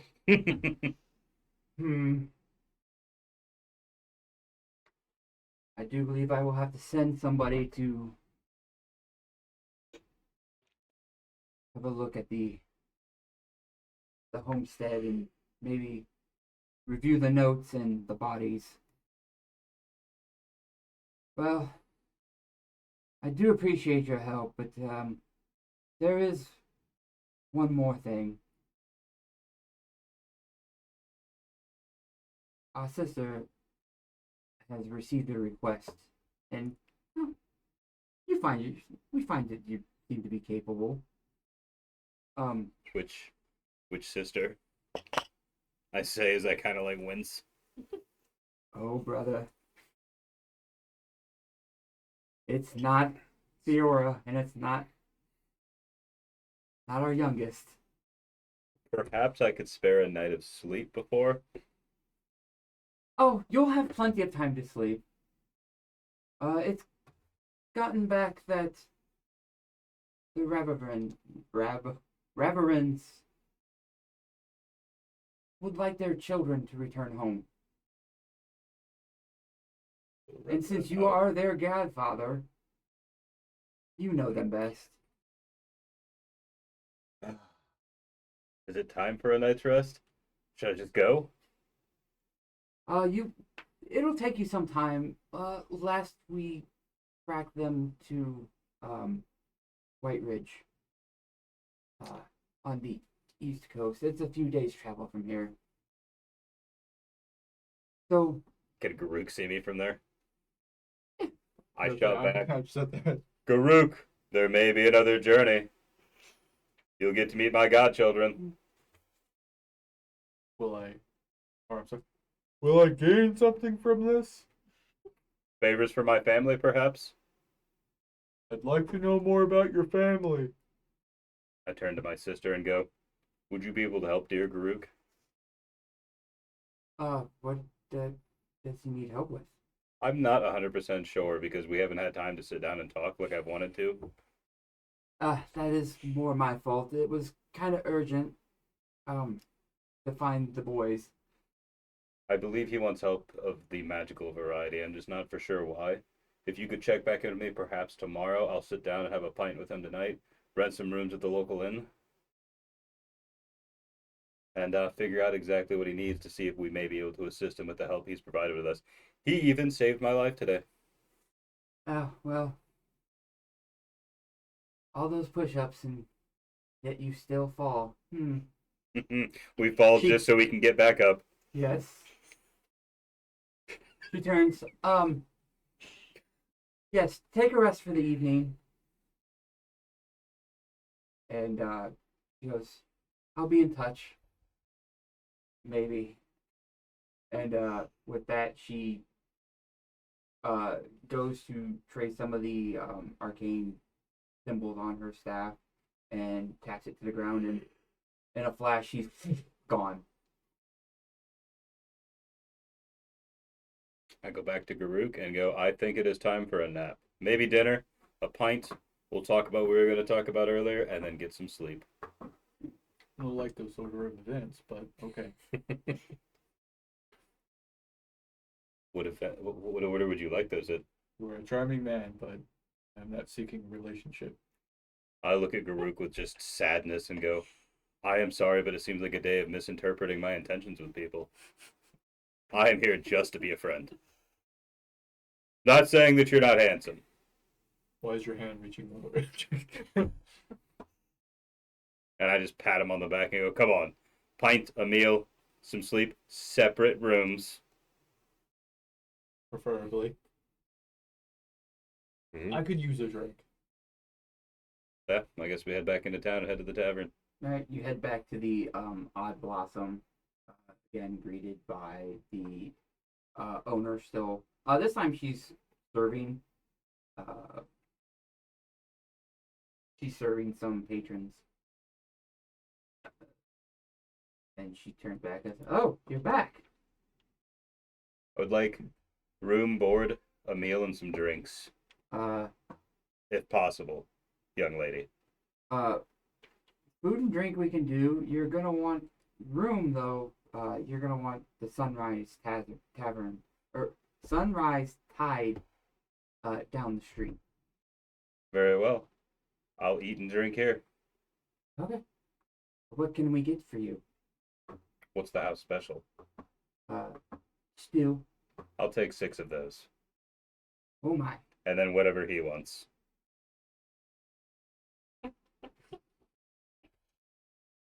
Single stew and a large meat.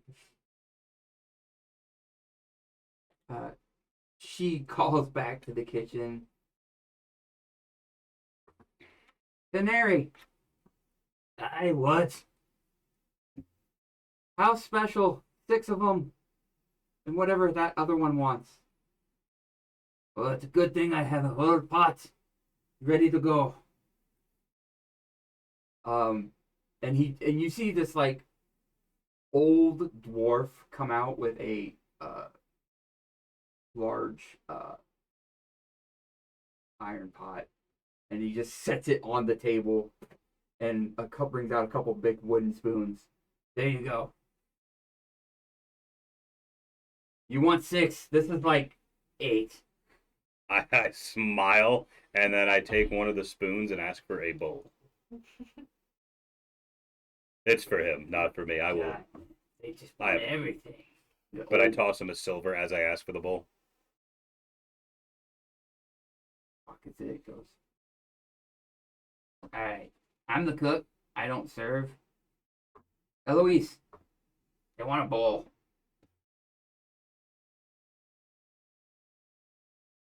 Suppose I slide her a gold for the soup, the hospitality, and the Oh. drinks. Oh, thank you. That's quite gracious. Should probably take that out of my inventory.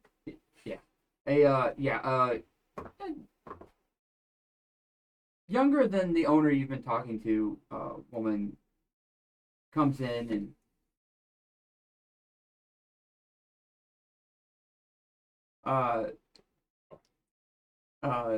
brings a couple bowls and some mugs or Oh, I guess tankards. I only have gold on me.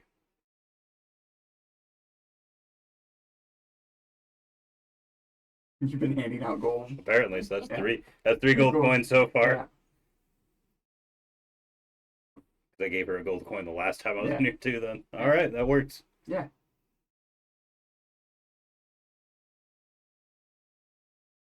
So they serve up. There's a couple of tankards of drinks of choice, and a couple bowls.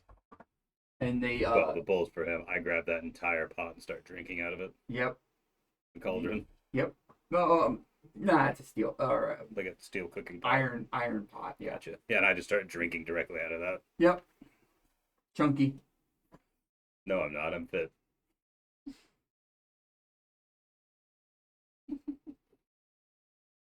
And then I look at Garuk after we've finished, and I ask him his story. Groot proceeds to tell you his story, and that is where we're going to take a break. Okay.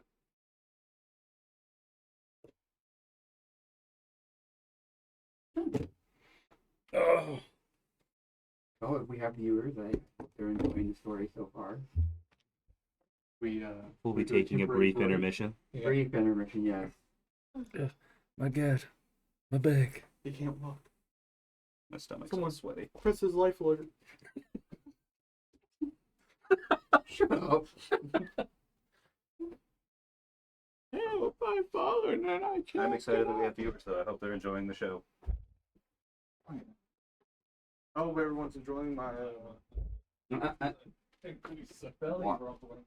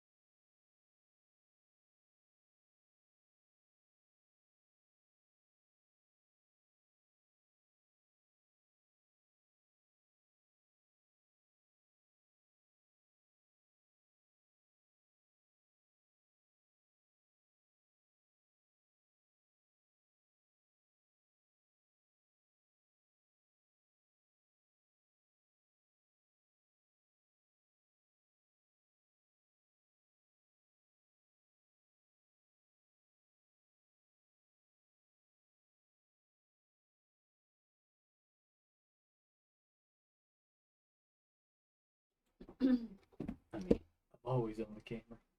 Oh, welcome back. Yeah, we're back. Am I the one viewer? I'm probably the one viewer. But the VODs are up. Anyways, yes. Speaking of VOD, are they going straight to VOD, right? I don't know what that means. Video on demand, like once it's done. Oh yeah, I'm gonna edit it and I meant no, like the raw session goes straight to archive. sure. Okay. Show me how to do it. That I way don't people know. can just click our thing and see recent streams, and Yeah. they'll just see our whole thing. God, I hope we have it set to that. Well, I'm having it record right now. Yeah, so- yeah. So yeah, that way I can go back and So I'll be, Quick your prop question guy, while we're so that's live what- right now. yeah. Are we allowed to go back and watch these? Because I know other Mm. podcasts have that rule I that mean, you're not allowed to go back and watch them because, I would Yeah, say for Yeah. if you're like especially like in the one-on-one session. I I barely would say read my own one-on-one background. sessions, I wouldn't do that. I don't know how much that's getting of my screen. Shouldn't be Not- getting much at all. I was gonna say being there honest isn't with you. much on my screen other than well, Yeah, coming from a guy who almost never reads his own notes, I'm probably never gonna go back and look at these, even if you give me permission. doing the thing and the thing and the thing and the thing. And oh yeah, yeah. It's not picking up too terribly much. Just your computer screen, pretty much. Yeah. Just not think about it. It's a- But like I said, I would like to put you down on this end. yeah. Eventually, Nice. And then you'll You can be have- like, man. Kelly and I on one You're side, wasted. and Gurk and Sam, Uncle Gurk. Sam. Yeah, Uncle Sam. It's Alright. Garuk. Thank you very much. Gurk. Garrick. Call me Garuk. We want Hey, you. if you've got the For the stream Uncle up, Sam's you can probably silliness. see the creature that they went against. Oh, we don't have the stream up right now. No, Yeah. I flipped out. What a shame. Oh, I can see the top of its head. Oh, How I many yeah. did viewers look it did we up have, by the on way? the internet though. Whenever you said what it's called. Oh yeah, yeah, you can't really see it. All right. All right, well that's good to know that you can only see so much. All right. Welcome back to the viewers in the future. Hey, join us at if you're local, join us at the park on the 13th for the Pride event. Just saying. On Yeah. Pride merch. Support the store, support a good cause. Where are we? White Ridge. Yes. The twins.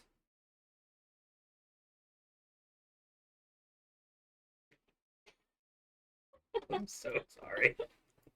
I'm gonna be like, Listen, I'll be 100% honest. This is all off the top of my head. We're winging it. There's stuff here that's legit, but not so much. It has been some time since you've not just left Brayton, spending some time in Shrem, but you've decided to leave your hometown of Shrem, your mother's hometown, where your father had met her, and you've made your way east, just traveling kind of on a wanderlust path, moving from one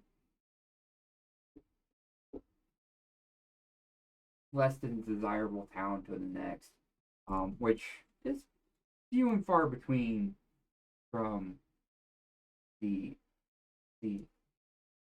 5 towns that surround Brayton. It's been peaceful travel across the flat plains, the waving grass, as the days have gone by. And it's been a few weeks since you have left Strem and are approaching White Ridge, a small coastal fishing village. um, just on the other side of the Karaborg River, which runs from the end of the Kilt Highlands down to just past what from maps you've seen, Peterbach, another small fishing village. A lot of them darting the eastern coast, emptying out into the Attle of Storms. But you've as you approach, having made your way across the river, in one of the low points, you can see that out in the distance, the first thing you notice is a lighthouse. Even from here, you can tell it has creeping vines creeping up the side of it, and you know that from asking around of the nearby towns that it is primarily within the realm of two known deities, Cord and Melora. The White House being the kind of the symbol or like temple to light the way of the fishermen and a place of worship, a simple place of worship for a town. Just a little bit bigger than Strem from where you're from.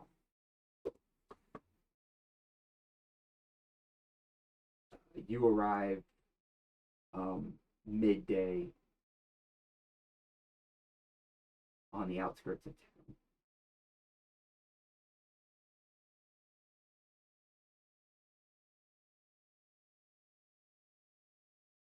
Okay. I turn to Tosh. I say, Tosh,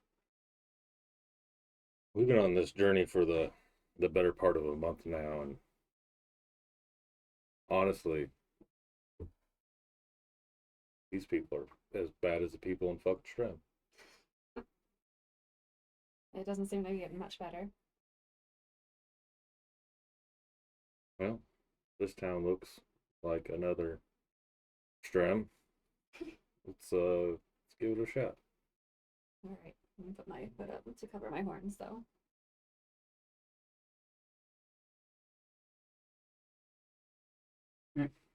So you begin to enter the village, and typical fishing village. You can immediately, as you approach, you're hit with the scent of the salty sea air and the smell of fish and other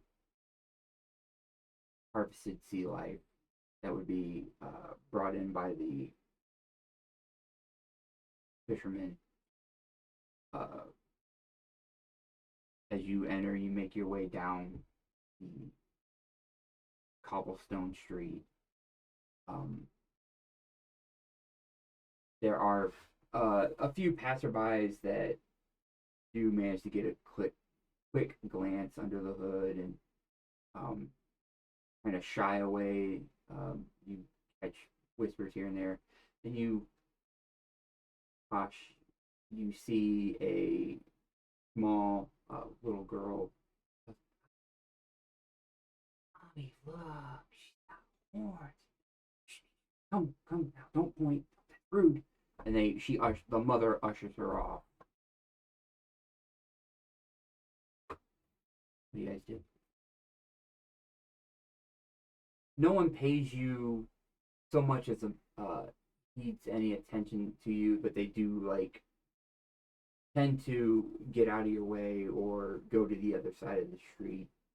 Strangers and new strangers in town.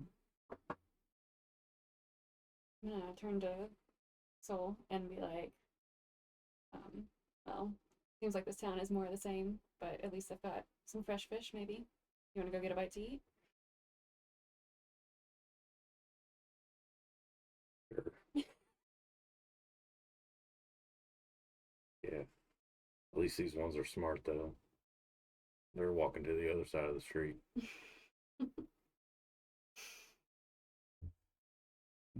So we head to wherever it looks like a fine dining establishment might be. Do you ask around? Yeah. Give me an investigation check. Yeah.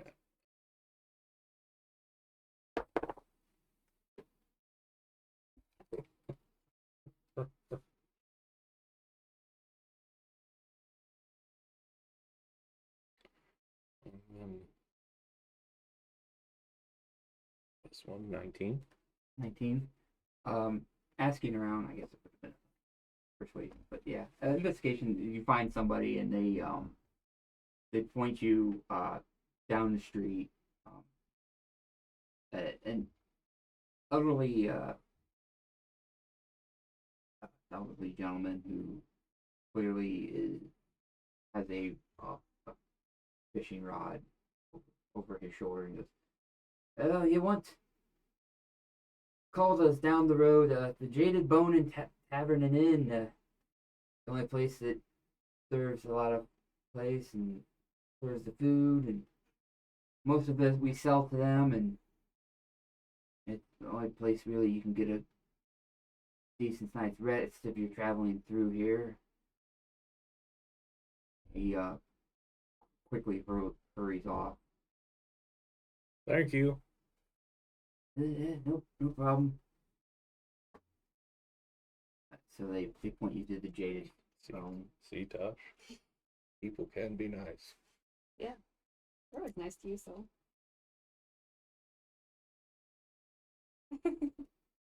We walk down the street.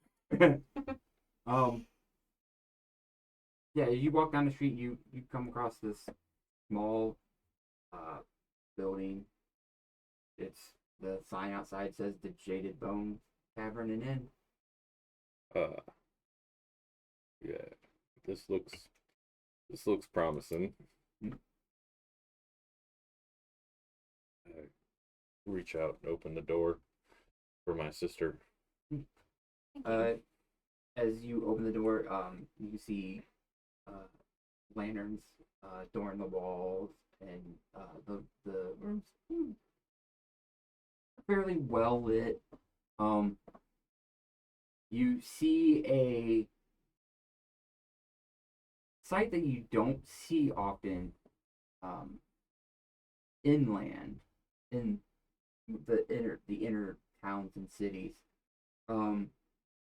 A middle-aged Triton with cropped curly teal hair, teal eyes, and even for aqua colored skin, you could tell he's sunburnt, spending time when not here out in the ocean. You said Triton. Triton. I heard Trident. Triton. Yeah. Oh, well, that definitely is a sight. He sits behind the counter, the more in portion, and he sits there and has a pipe, and he takes a puff of it as he looks up at the door. Ding ding ding ding ding. Bell rings as you open the door and sees two people. Well, hello there. Hello. What can I be doing for you today? My sister and I would like to get a table. Well, help yourselves. Do you have a menu? We have fish, Uh, seafood, absolutely. bread, cheese, goat milk. Some fish Ale. and some cheese. I That sounds delicious. will take. Go feed me, Po. I don't know what that means. Goat, fish, pork. Oh, I'll take one of Beef. those. Sure. Gets up. Doesn't seem to be in much of a hurry. Takes another couple puffs of his pipe. I'll be back. Goes into the kitchen. Hear pots and stuff rustling. Is it busy? Not really. There's a few people. There's a few older gentlemen hanging at a table, like drinking. They kind of all give you a side eye, but don't pay much mind to you. They look like they're fishermen as well, like having come in for lunch for the day. I catch their eye Mm-hmm. as they're looking at, I assume, us. Yeah. Hello there. What's good here? Um,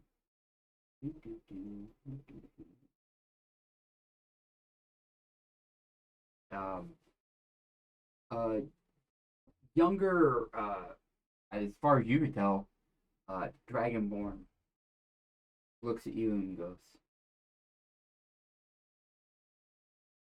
you know, fish. Kind of the way of life around here. That's what I hear. Maybe the cod. The cod. The cod. Okay. I ordered Chilean sea bass. I mean, something called a Popo Phoebe Boy. I'm not really sure what that is. oh, go Phoebe Poe. That's just like all the scraps. Oh, okay. You know, scraps from beef, scraps from pork, scraps from fish. Oh, It's kind of whatever, not bad meat, but you know, it's cuts that just don't really serve for the finer cuisines taste. oh. And it's kind of like one of those charcuterie boards. Ah. Our mother has one of those. Ooh, fancy folk. Oh, not really, but yeah. It's like, shut up. Why boy, you talk too much. Listen, this is coming from like a dwarf also sitting at the table. He goes, the food's decent around here. You just order something, eat, keep to yourselves. Can do. Goes back to sipping from his tankard. Keep to yourself. I like that. That's fine with me. Find a table. We find a fancy table. Fancy table. Fancy, the best spot up by the window. Yeah, there's like a booth window right there, like a booth at the window right there. By the door you came in. I offer to let Tashi pick her seat first, like a gentleman, and then I sit across from her. Yeah. Back to the door, back I want to keep an eye on the door. to the wall. Back to the wall. Cool. Easily done. About 15 minutes later, the Triton proprietor comes out with a platter of various meats and cheese, with a couple tankards of ale, and sets it down. Can I get you anything else? Takes another puff of his pipe and blows it roughly in your direction, but off to the side as well. Trying not to be rude, but Oh yeah. Can you tell me a bit about this place? well, this here is the Jaded Bone Tavern and Inn. Been running it for about 15 years now. Interesting.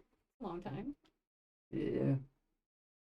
My heart is at the sea, but I do love me to make some food with fish that these fine gentlemen, and he motions over. There's an older male that gives him the middle finger. He's just sore he lost money in the last poker game. So y'all play poker. I'll play a few card games here. Well, you know I love me some poker.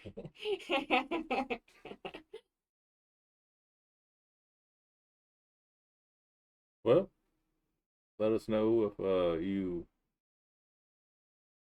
start another game up. We may join. We play every third day of the week. Oh, I play every day that ends in Y. A lot of days. Some would say all of them. Takes another puff of the pipe and turns. Heads back to the counter and checks on that table of fishermen and see if they need a drink. He leaves you to your business. How's it look? Perception check. The poor peepee boy. I'm not really. Go for you both.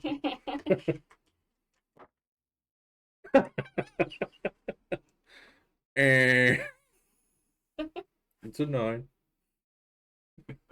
You looks delicious. You assume it's supposed to have that green spot on it. All right. When in whatever this place is called.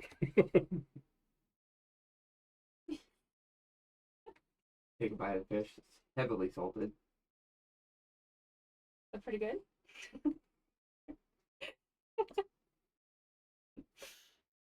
You could live on it. Tastes like shit though. Heavily salted pork.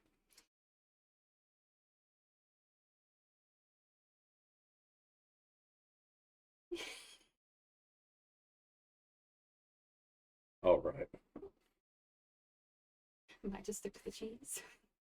How does hers look? What? Again, what did you order? I ordered just fish and some cheese. Fish and cheese. Yeah. Fish looks good. Yeah. Nice fillet. Cheese. Cheese. She got this No instead. green, no green spots in hers. So. All right. You had to get the weird thing. I thought it was like Mugu Ipe, and I was ready to be excited. Do you want some of my fish or cheese? No, I'll just eat what I got. Y'all do intend to pay for that, right? Hey, Why wouldn't we pay?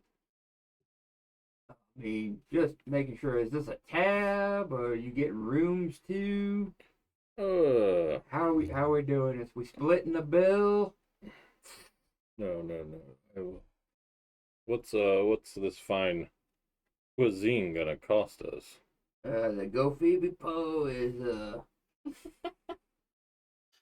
that's about 7 silver. 2 silver for the ales, and the cod and cheese is another 4 silver. We can afford that. How much for the room if we decided that we were done traveling for the night? 2 silver a night. 2 silver a night. How's that sound, Tosh? Sounds alright. I think we could swing it. I pull out 3 gold and I hand it to him. Takes 3 gold. That'll do. Puts it down in a coin pouch on his apron. Do you have any adjoining rooms? That'll be another 2 gold, but yeah, we got a couple that adjoin. All right. Oh, did I say gold? Sorry, I meant silver. We don't get a lot of gold coin around here. We usually people pay in silver and copper. Oh, yeah. This is, what I have on me right now as I am adventuring with my sister. Ooh, fancy. Yeah, couple more silver and get 2 adjoining rooms. Pull out a gold piece because all I got is gold. Plan on staying for a while? Uh, I'd just like to reserve the rooms for a couple days. Yeah, we could do that for another gold.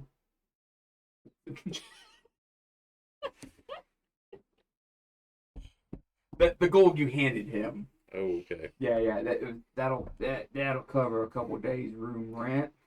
All right. All right. The rates are just going up. Appreciate your hospitality, good sir. You're welcome.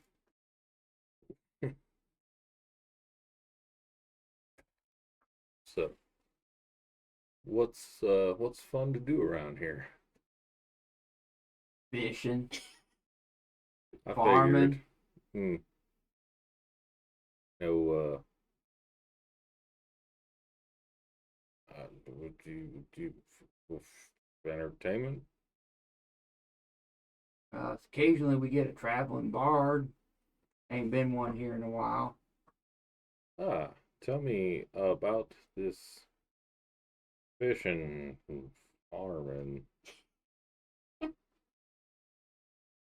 Well, you take a boat off the dock with a rod, some bait, usually some fish, kind of like what you're eating there. Then you throw the line in the water and you wait. Hmm. Sounds like a good way to pass the time. It is very peaceful. Takes another hit off the pipe. It sounds like something you might want to do there, Todd. It does sound pretty peaceful. Hmm. Kind of squints his eyes. Huh. Yeah, it's peaceful. Can I get you anything else? No, just your hospitality is appreciated. Yeah, your rooms are in the back. Oh, okay. It's an attached building. Oh, keys? Yeah. Goes to the counter. Yeah, to adjoin the rooms. That's weird. But it's here's the one. Do I hear any of this? You just hear muttering. Dude, man. Fucking we got people digging up graves. No, we got these weird people come showing up.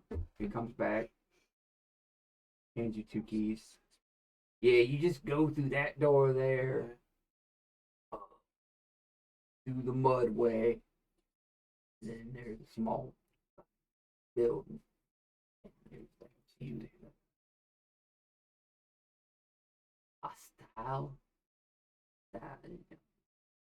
A hostel. Hostile. Yeah. Oh, a hostel. Yeah. Oh, okay. Sometimes we get. I've seen those videos.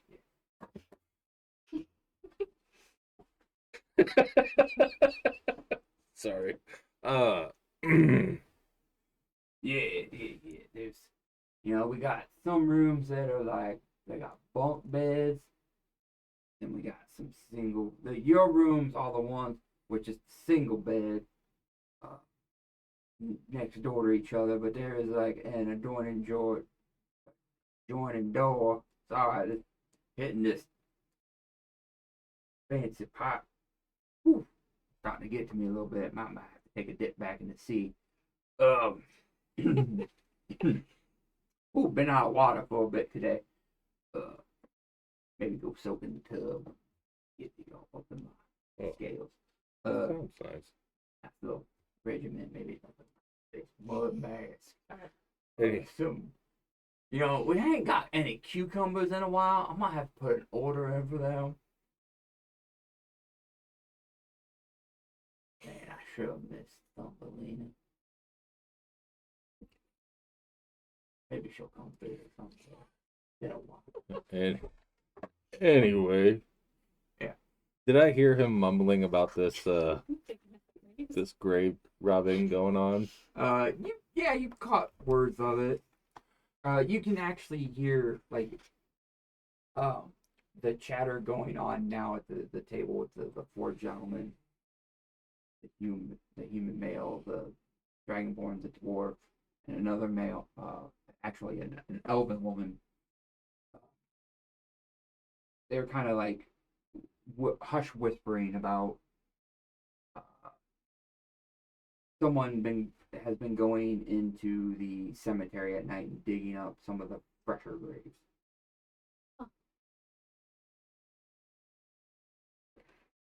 Sounds like there's some shenanigans going on in this town.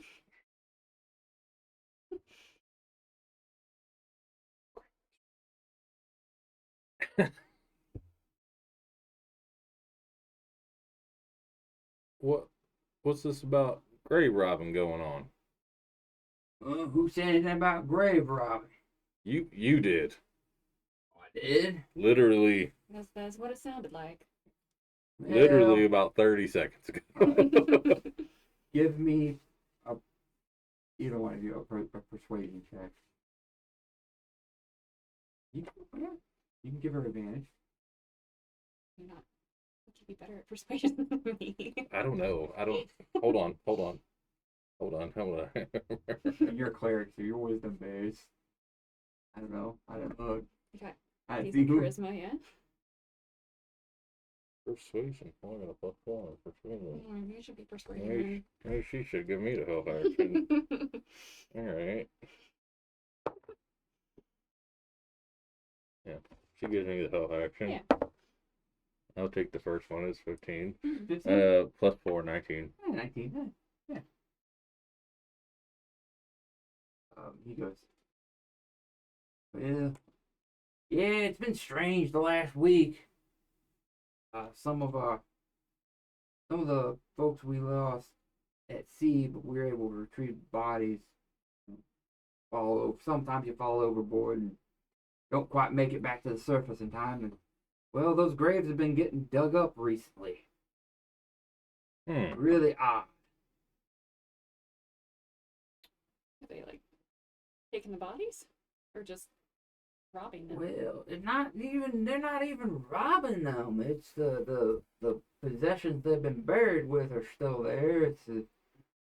It's like something's been feeding on them. Weird. Oh, Kind of disturbing and morbid, if you ask me. it is. Would I know anything, being a learned gentleman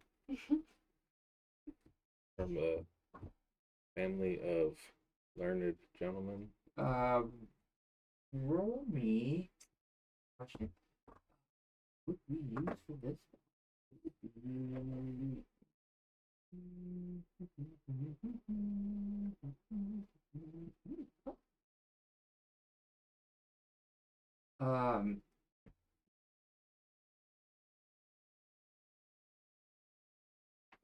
History check. Yeah. I would say just roll me a D20. general intelligence.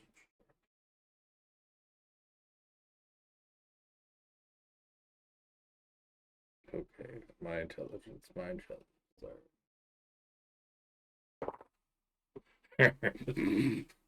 7.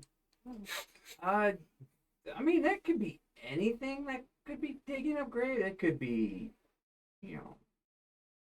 vultures, man. They can smell death from miles away and buried 6 feet down. Be a big vulture to get to a casket, or then there's undead stuff that could be maybe ghouls, but there's several things that come to your mind, but wasn't listening to Dad that day. I imagine. And I roll to see if I would know anything. Yeah, it's gonna be at a higher, bit of a higher DC. No. No. No. Worms eat the dead. Yeah. Or Yeah. Yep. I don't know. It's gonna be a pervert. Yeah, no one's caught anything yet, and well, hold up. Be that. Uh, Resource out there, she ain't seen anything while she's been working and watching, and she's been trying to keep watch, but I think she tends to fall asleep on watch. And the town guards really ain't seen anything either. I think that a bunch of them were kind of worthless, but they do what they can, I guess, try to keep the peace around here. All right. Well, thank you for your time. Yeah. We're gonna take this moment to go find our rooms and maybe Through that door right there. Through the maybe mudway. ask around a little Those bit. ones are gonna be on the right. All right, then.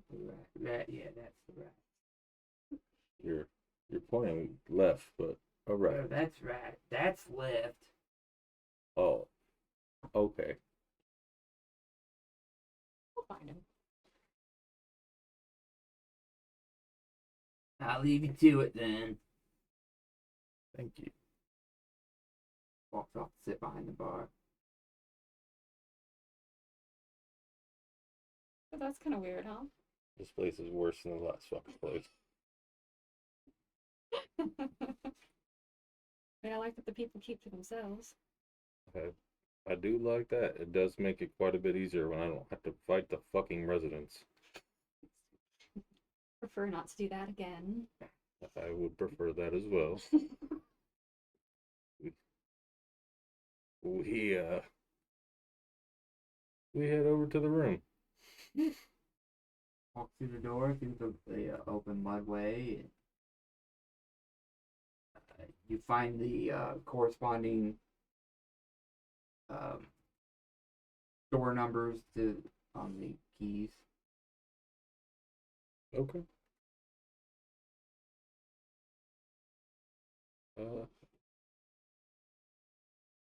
I'm gonna open the doors and I'm gonna look around inside. You open the door and you look inside. It's modestly furnished. Single beds in each room. A writing desk off to the side. Windows facing out towards the ocean. Nice Um, view. You can kind of get a hint of the lighthouse, which is just on the outer edge of the town, on the water. It rise up on a jetty. Okay.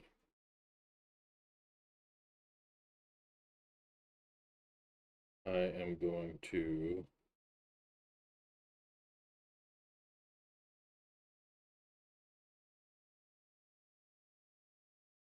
do the things that I should have already done. Mm. Here's some things. Yeah.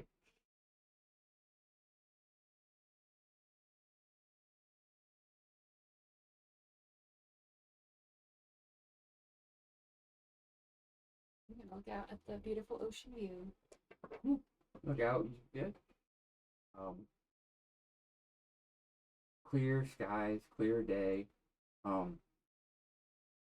As you look out, and the window opens if you wish. It said, the lighthouse would be to the south of town, or southern edge of town. To the right, as you're looking out, you can actually see some of the Kilt Highland mountain range that goes out into the Trost Ocean that is on this eastern side of the continent. Okay.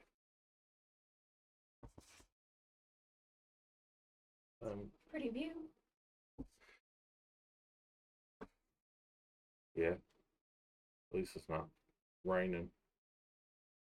Always a plus.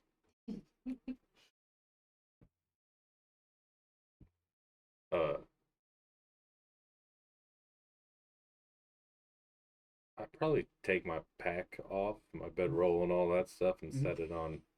I imagine there's like a small chair in the room.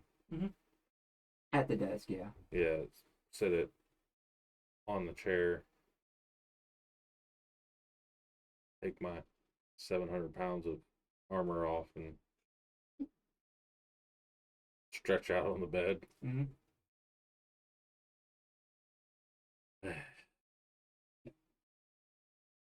I do miss beds, Tashi. More comfortable than just having your head on a rock. Yeah. What do you think's going on with them graves getting dug up? I don't know. I think we're gonna have to go check it out though. Everybody in this place seems super chatty. Definitely gonna have to check, talk to people, see what's going on. Can't just let this keep happening. Does seem a little unholy. It does seem a little unholy. So I'm gonna longingly stare at the pillow next to me for a few more seconds and get up, put my armor back on, put my holy symbol on, get my weapon, and march out into the salty sea air. Yep, you put your symbol ray of the Everlight on a fix of it looks like a winged woman.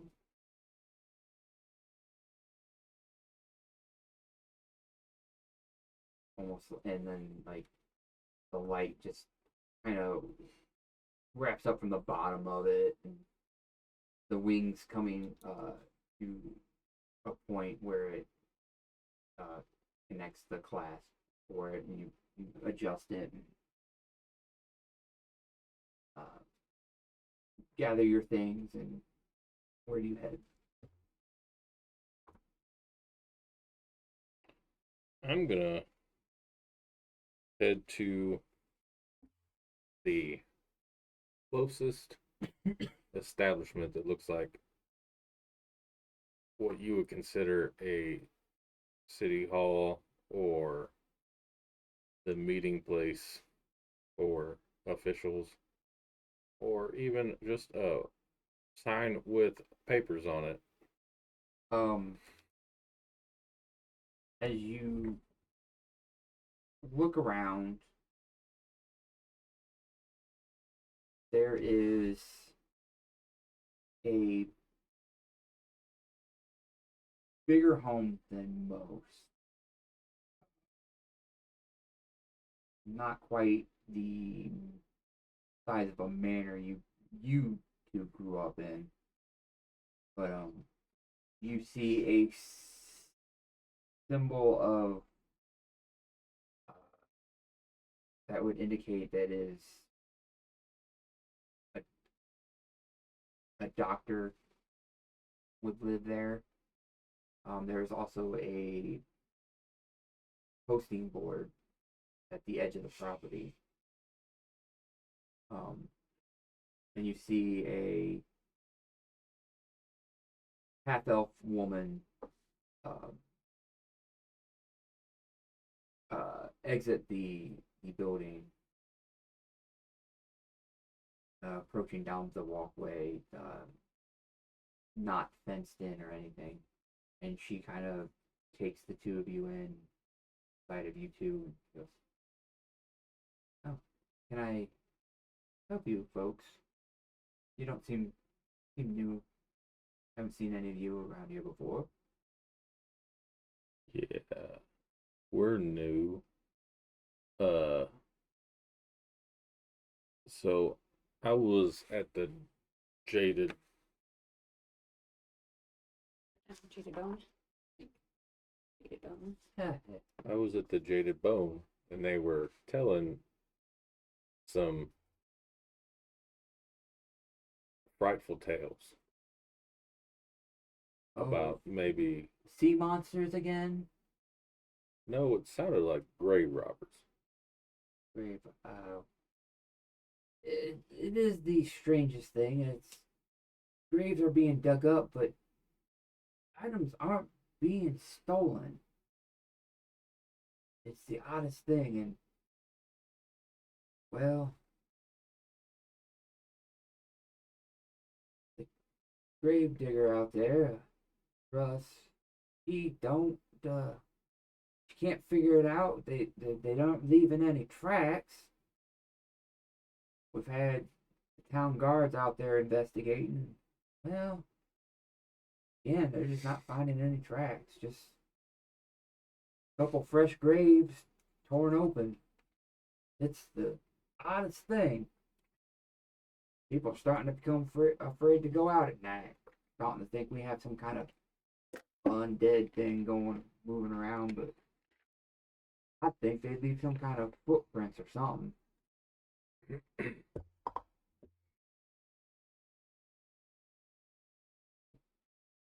Do I know enough about undead to know if they leave tracks or not? Yeah, you would assume reanimated corpse of some kind. It holds some weight to it, unless it's Like a spirit? a spirit, and they may not leave any kind of tracks. Maybe some ectoplasm every now and then.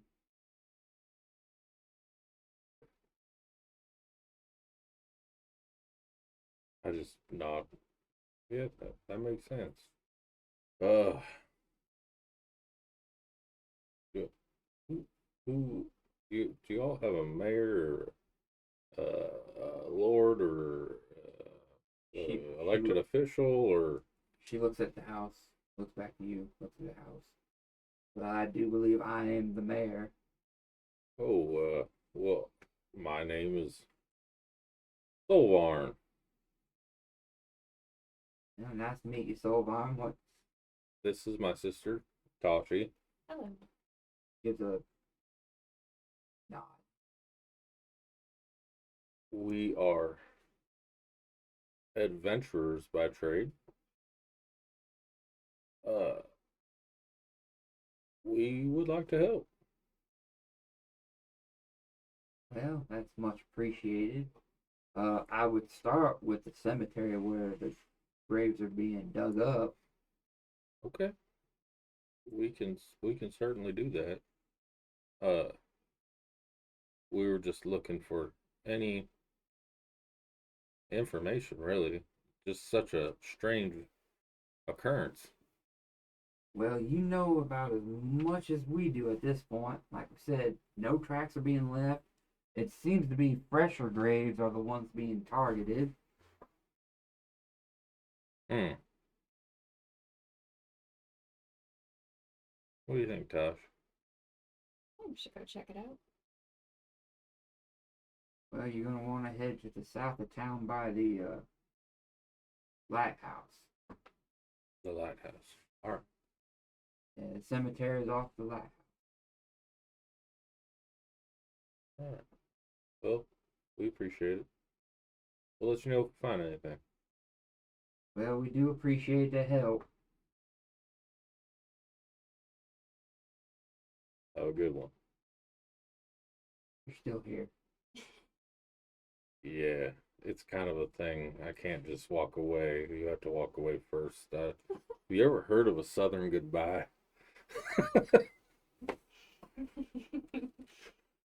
I do believe I picking up what you're putting down, youngin. He gives a nod, checks the board, then turns away, walks back up to the house, where a gentleman kind of opens the door for her from the inside. She walks in, and then the door closes. What time of day is it right now? It's still afternoon. It's not spooky time yet. Not spooky time. So we are going to head to the cemetery during the daylight. Yeah. Because Solvarn is a cleric of Ray, but Jason is not. Jason doesn't like spooky shit.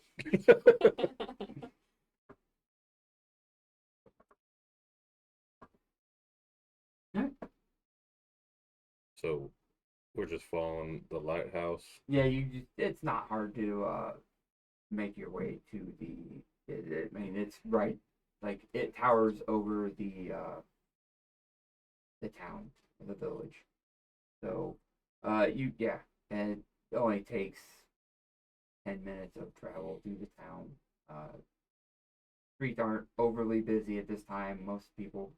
Most of those who fish are out or are tending the nearby fields, and you also noticed a mill in the opposite direction of the lighthouse. So it seems like most of the townsfolk work for a living and are out. It's just the smaller families, maybe out doing shopping at the little market. But yeah, within 10 minutes you reach the lighthouse, the cemetery, not completely enclosed with like any fencing or stone, but there is like an entrance archway wall, and it is not terribly big. It's a small town, so like I said, it's little like maybe twice the size of Strem from where you grew up, but there's considerable, a couple handfuls of graves and monuments and such. So as you cross the threshold, you hear the sounds of a shovel hitting dirt, and you see just a dirt being flung up from from a hole in the ground. Someone's clearly digging a grave.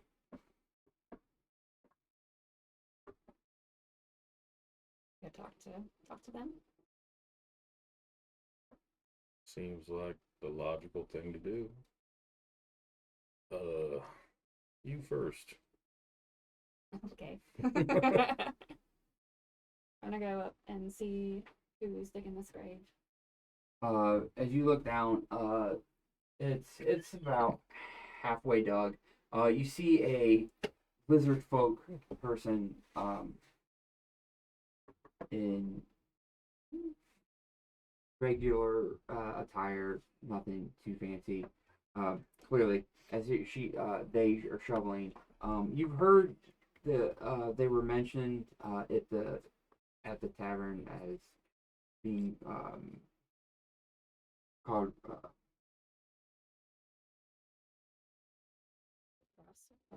Russ Orth, the gravedigger. As you kind of like approach and your shadow casts over the grave, she stops and looks up. Kind of raises a hand to block out cover her eyes from the sun. Well, can I help you? Okay, you must be Roshthorus. Russworth. Yeah, Russworth? just call me Russ. Hi. I'm Tashi. This is my brother, Solvarn. Did I say it wrong? No. Made a face. No, it's smiley. Uh, It's perfectly fine. and we heard that y'all have had some trouble with people digging up graves.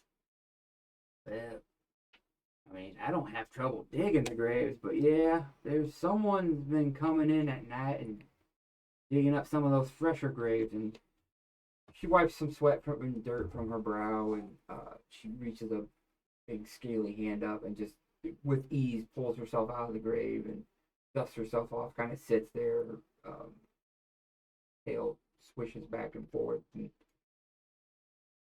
it's the damnedest thing, I tell you. It's the fresher graves. We don't get it, and they're not stealing anything. They come at night and they dig them up, and it looks like they're chewing on them. Oh, I don't know. We can't catch the things. how long has this been going on? Oh, better part of a week or two now. Are there some of the graves around here the ones that have been dug up? I can look around to see. Yeah, it's the ones at the back. They were the newest ones. We lost a couple of folk on a fishing trip. They were, and they say it was a dragon turtle, and everyone knows no dragon turtles are in this area. They're all in that floating isle area, supposedly. I've never seen it. Rumors, people, drunk old sailors, whatever. But it ain't no dragon turtle. I think they were just drunk, fell out the boat and drowned, so they brought them back. And now, like I said, and I've been staying here at night, and I ain't seen nothing digging up the graves. And it's happened 4 times now. 4 times. 4 times. That's a lot. It is a lot. That's why, I mean, that's like, it's the fresher graves now. I was gonna say the first graves were a couple months old, but then the most recent one, like I said, we had lost like two people. Yeah, it was 2 people. And like I said, it's weird. I don't know. I got no answer for it. There's no tracks. I mean, you think they digging up fresh dirt and everything, that they leave some kind of trail, but no. Some kind of trail. Is it possible that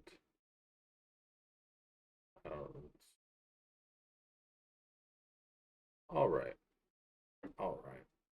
Are there any fresh graves that haven't been dug up yet? I see you're getting ready. It looks like to put another one in the ground. Oh, this one, an elderly folk, she passed away from a heart attack a couple days ago. I mean, that would be the freshest grave. She's gonna be put in the ground tomorrow. Tomorrow, you said. Yeah, but the other freshest grave would be 4 plots down that way. A man got kicked by a mule right in the temple.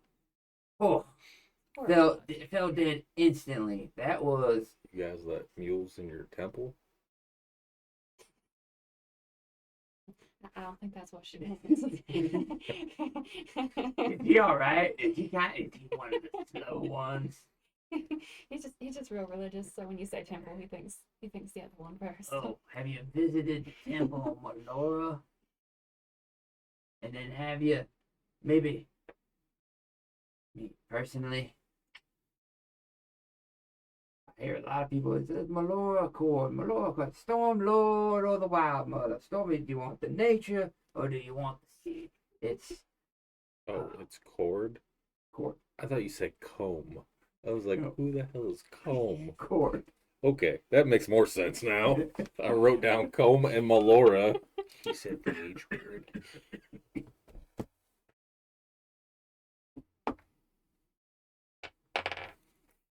All right. Me personally, I work for the graves. We like to keep the dead dead. All hail the Raven Queen. Yes, she's doing the work that she should be doing. That is right. Sit there and picture Nail with what looks like a little bone knife, like a knife made out of bone, like carved bone, blade bone, handle bone. It's all Isn't that just getting the dirt out from underneath her claws. fancy item you have there? Some could say it's heals.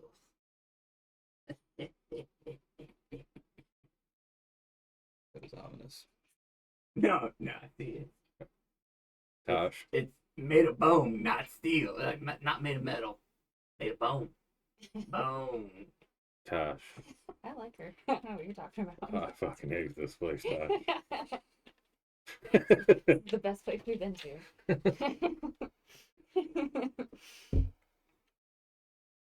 Is there a reason why you're asking me all these questions?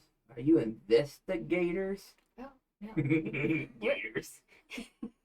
We are adventurers by trade, and I am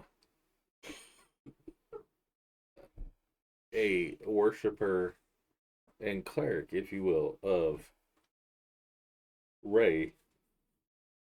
Ah, one of those bright people. Yeah, He's super bright. one of those So far remains to be seen, but okay. bright people. He said steel. It was bone. But I'm pretty sure she meant stole.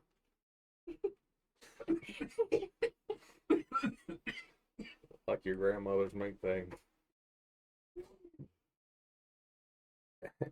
Anyway.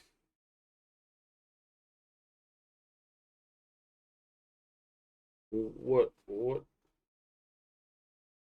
do you know what time like this happens? Do you show up earlier some days and they're there, and you show up other times and they're not there? Like what?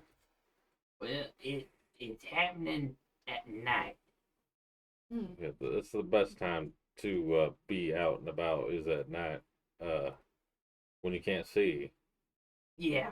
Yeah. It's really strange. Because we light lantern lights, but the light always goes out. Can't see, and we've been watching over these graves. But listen, I'll be honest. Sometimes I work all day. I just get tired. I might fall asleep, but I would think I'd hear someone digging up a grave, busting open a coffin. It's really weird. You would think that, wouldn't you? I just said it, so yeah, I think it. Hmm. It seems like maybe.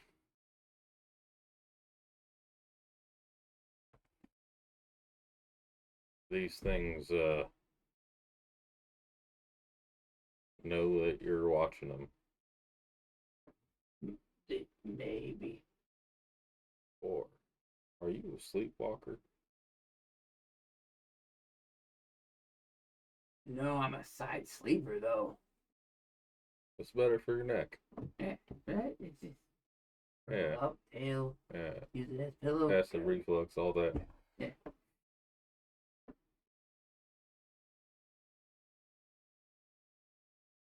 I don't know why, but I got this like in my head that this person is the person digging up the graves, and that's why they can't find any fucking tracks because the tracks are there already from her.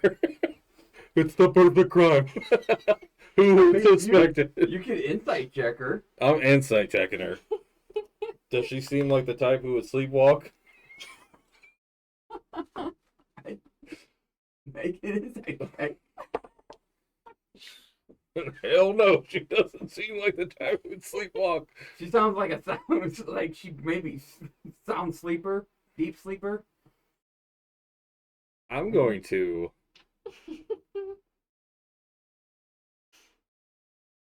cast a spell. Okay. Detect good and evil. Okay.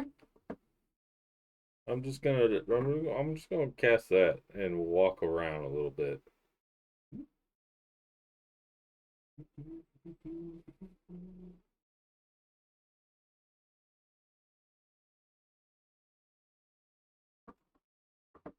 Look at that. Look at it. So you cast a spell on yourself.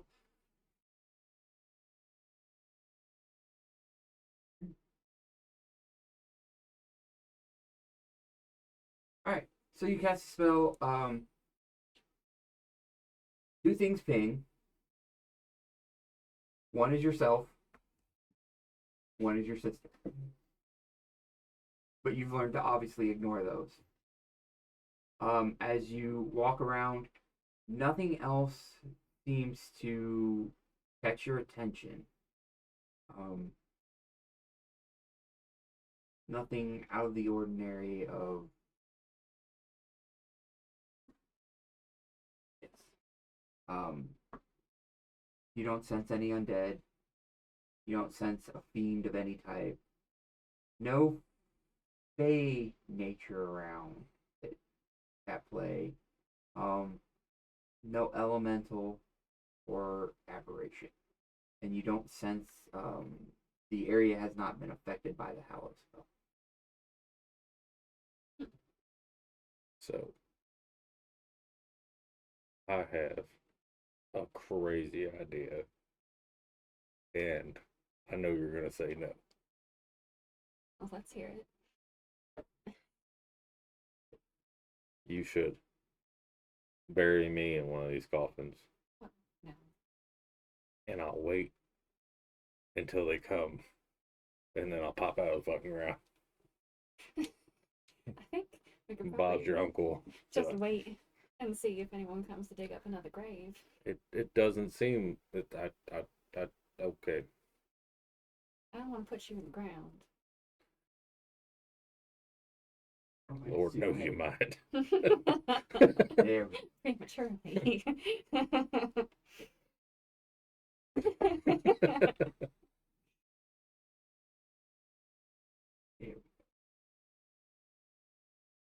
I was like looking, I'm like, how did you cast you're doing good. You didn't. Oh, I didn't know. I had to refresh the list.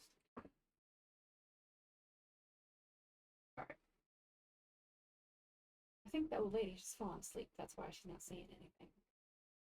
I think they're putting something in the pipe tobacco around here because the gentleman at the inn that we're staying at, he was also nodding off.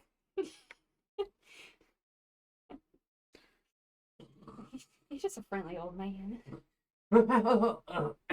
Sorry. See what I See. mean?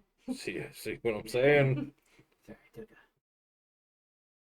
A quick 30-seconder. Yeah. Yeah. Just resting my scaly eyes. You Yeah. know, just Might as well.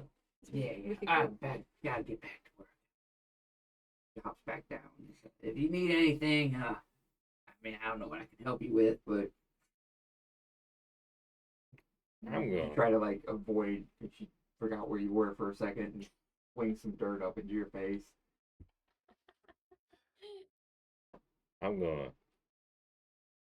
head back to the room. Yeah. And take a long rest Have a little nap and come back and do a stakeout. and come back and do a steak. Because she knew exactly where I was going with it. Okay. You guys go back to your rooms, and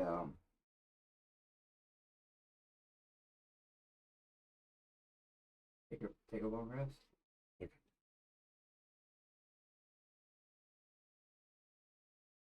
I'm just gonna kick back my one spell slot because I haven't done anything. I haven't done anything else. I feel refreshed. With his fingers. Called counting. You try it sometimes. I do in my head. Yeah. Yeah. By the time you wake up, it is verging on sunset. Okay. It was only like mid to early afternoon, so the sun begins to set. The sound of gulls at the shore you can hear off in the distance. We head back to the spooky place. You head back. By the time you reach the cemetery,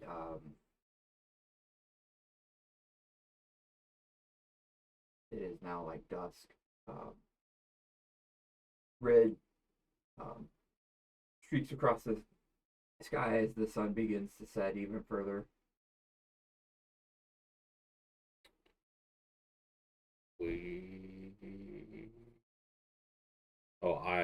I keep saying we. I'm gonna look at Tashi Mhm. and say, should we find a place to hide, or do you think that matters, or I don't think hiding's a bad idea. But somewhere where we can see that kind of fresh grave that she was pointing at. is there a place to hide anywhere? Or There's larger tombstones, larger statuaries, and such that you could probably hide behind. That would hide your physiques. okay, is there like a crypt? No crypts in this for the size of Oh, that's there's no nobility, no real important person of importance outside of the maybe the mayor that you met, but again, not living a real grandiose life that a crypt or mausoleum would be warranted. okay. There would be a few trees within the cemetery for shade and such. I don't. You said there was they like lanterns. There'll be a few lanterns that as you approach were already lit. Like a couple at the entrance, and then there are some grave markers that have oil lanterns that they can light. Like loved ones will come and light from time to time. Mhm. There are a few that you see dotting here and there that have been lit. There are like some of the angel S statuaries that hold a lantern. Kind of almost you would think one like to guide the soul into the afterlife, or to like kind of the to reflect the imagery of the lighthouse. Oh, Yeah. okay. I'm gonna go find a spot that I think looks like it won't get that much light, Mhm. and I'm obviously gonna watch wherever Tashi goes. Try to duck down behind a tree or something nearby. Okay. You want to roll stealth checks for me? I think you got disadvantage, sir. Do I have I disadvantage? believe Chunky you armor, probably. do. No, you do not. Got a 19.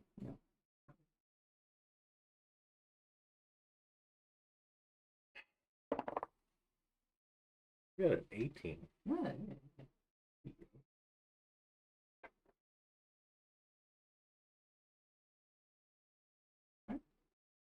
So yeah, you feel confident that you are well hidden. Kind of duck down and you observe the precious grave that has not been disturbed yet. And over the next half hour or so, the sun has completely set, and there's the few lanterns that are lit and the little light flickers and casts shadows here and there.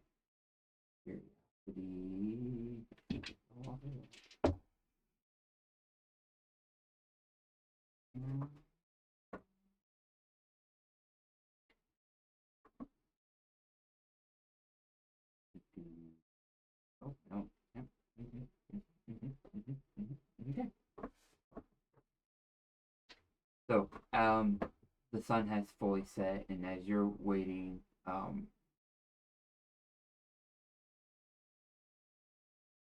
you hear the beating of wings,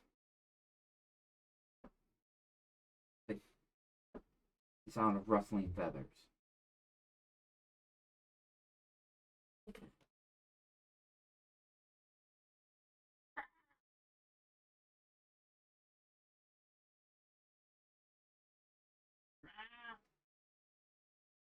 I'm going to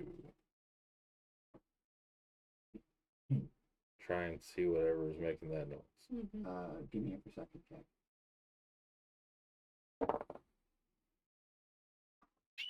Question. Hold on. I don't see anything.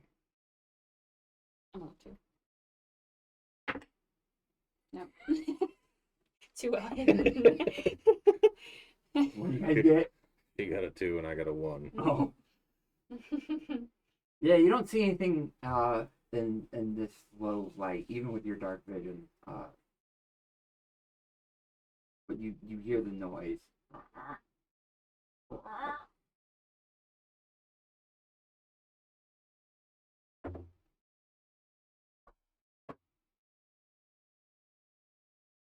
You hear a second set of wings. And you begin to hear like what are the two different things making noise? Like that's going back and forth. You can't quite see what it is from where you're at.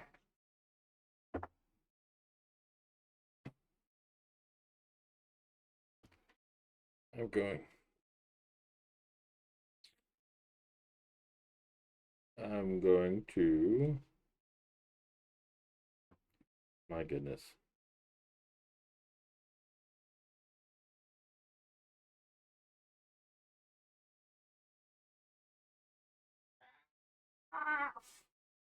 You start to hear like the noise like intensifies. I'm gonna peek out from where I am and look directly at the grave. As you look directly at the grave, you see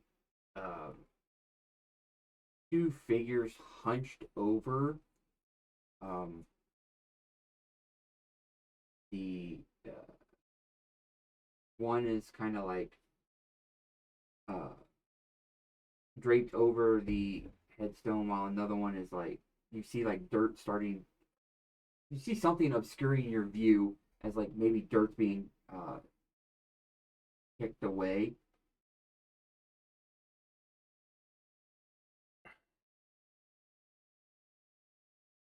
I'm going to cast a guiding bolt. Okay. At the one who's starting, or no, at the one on the gravestone.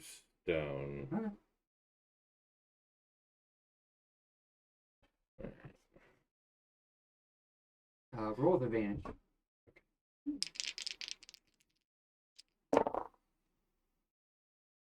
That's a natural 20.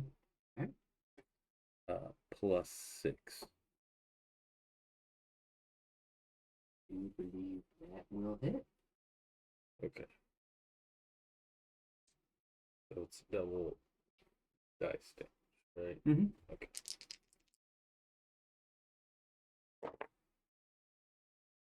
That's 14, so 28. You fire a guiding bolt, and and for a second you see exactly what's making this noise as the beam strikes it and causes it to fly off the gravestone.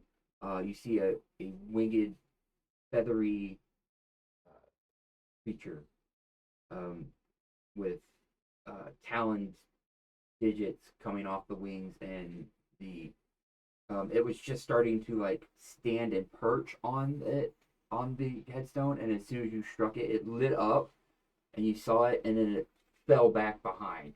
The other one turns to you. Roll initiative. My initiative's so high. Ooh, Not bad. Not bad. 19. you got 19. Mm. What'd you get? And 18. 18.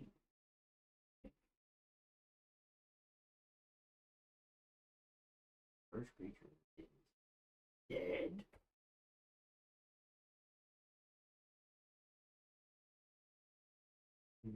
But the other one turns to you and screams.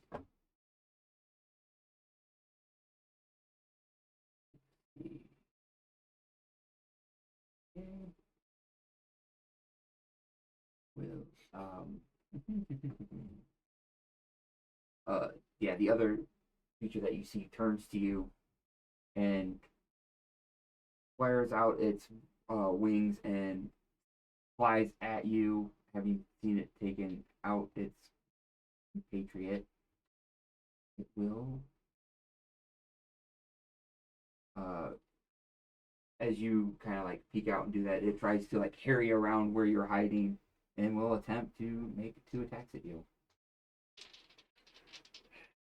Right. I will say you do have, they have half cover, so, but it's got, that one's definitely not going to hit.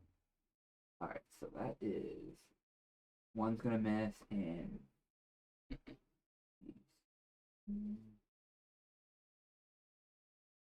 there's its attack. There it is. Alright, so close claw at you, misses, and then 19, add 2 to your AC. So that would be an 18. 18, so it still hits. So it tries to claw at you, but you manage to duck out of the way, but then it comes around the other side and like bites you on the shoulder. You take Oh, God. you take 2 points of piercing damage.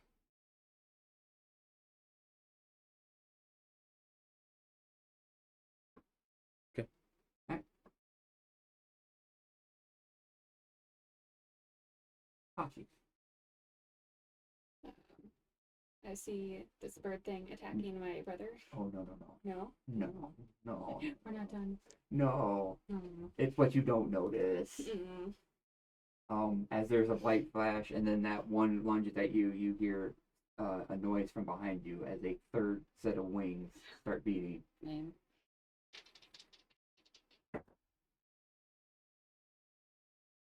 Why? Does a 16 hit? Yeah. All right. So it goes. You feel something just rush at your back. You quickly move as you feel something snap, but then you feel something rake across your back, and you take. Let's see. Also, 2 points of piercing damage.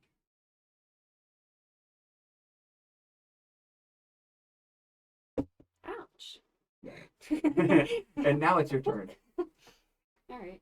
I'm gonna go and try to hit this thing with my short sword. Mhm. Uh, Yeah, you spin around, you take your sword out, and you lunge, thrust it forward. Nice. 23. 23 hits. Yay.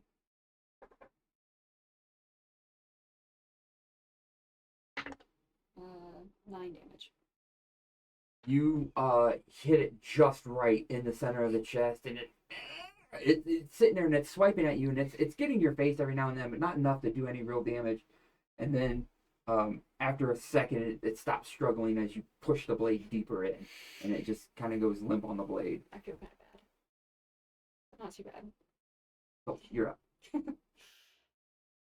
This thing is coming around the headstone at me. Yeah, Right? it's like trying to get you because it went swiped a claw at you on one side and then like clambered around, maybe did a quick little flap around to get you and managed to get just enough to bite you on the shoulder and then pull back. Okay.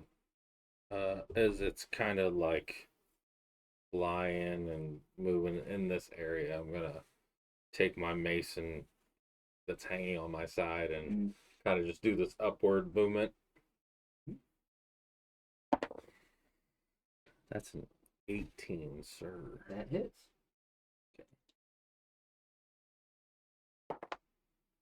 That is a 2. 2 damage. Yes. All right, yes, you do an upward swipe and you hit it in the feathery chest area. It staggers back a little bit, but as you do that, it goes and lunges at you again. No, nah, not even with the no -2 to your AC now. You manage to throw it off kilter just enough that yeah, it tries to claw and its sharp teeth try and sink in again, find purchase something to get fresh flesh and blood, but it can't make contact. Ashi. Well, now I see the other one attacking my brother, Mhm. so I'm gonna run over there and try to also hit that one with my sword. Yep.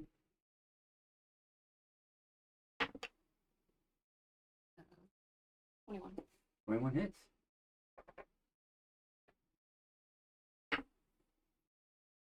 6 damage. 6 damage. You run up and you catch it through one of the wings, and you can hear an audible snap. Definitely, maybe got the chicken wing there a bit, and it like. Oh. It like falls back off of you, kind of limps a bit. That's misery. Yeah, I'm just gonna swing down on it. Making a lot of noise. That's cocked. It rolled off. I would like to take it, but it's cocked. I'll take that. 17? Hits. Okay.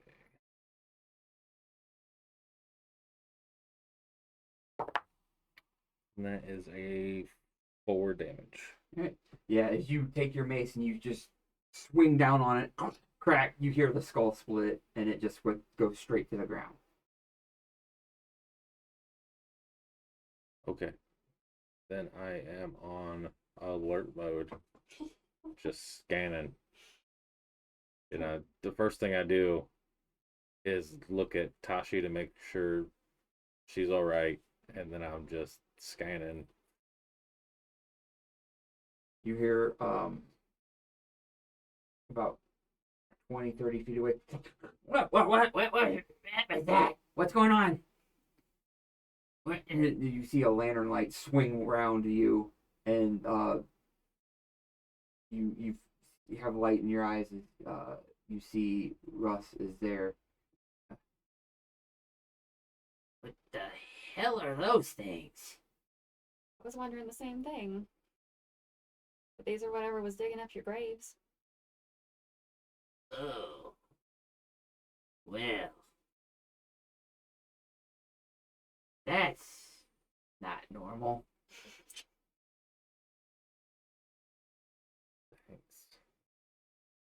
Huh.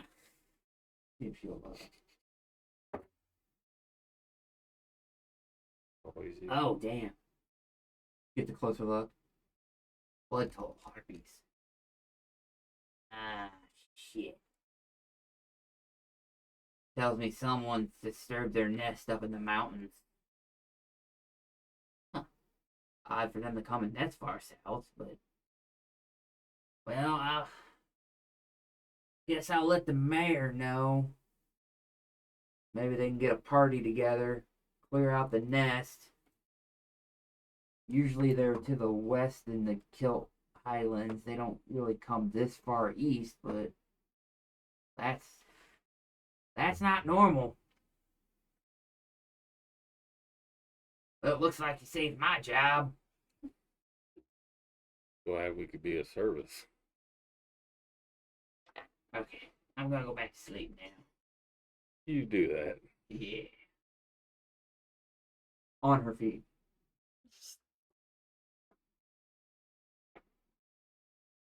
All right.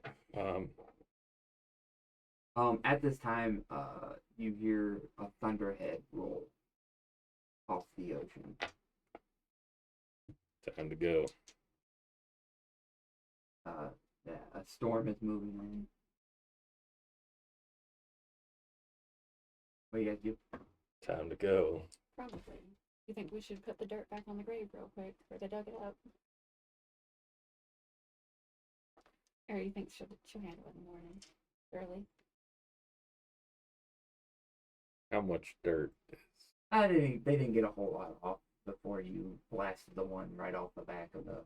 Okay, I'm gonna get what I can Yeah. back in the Yeah. hole.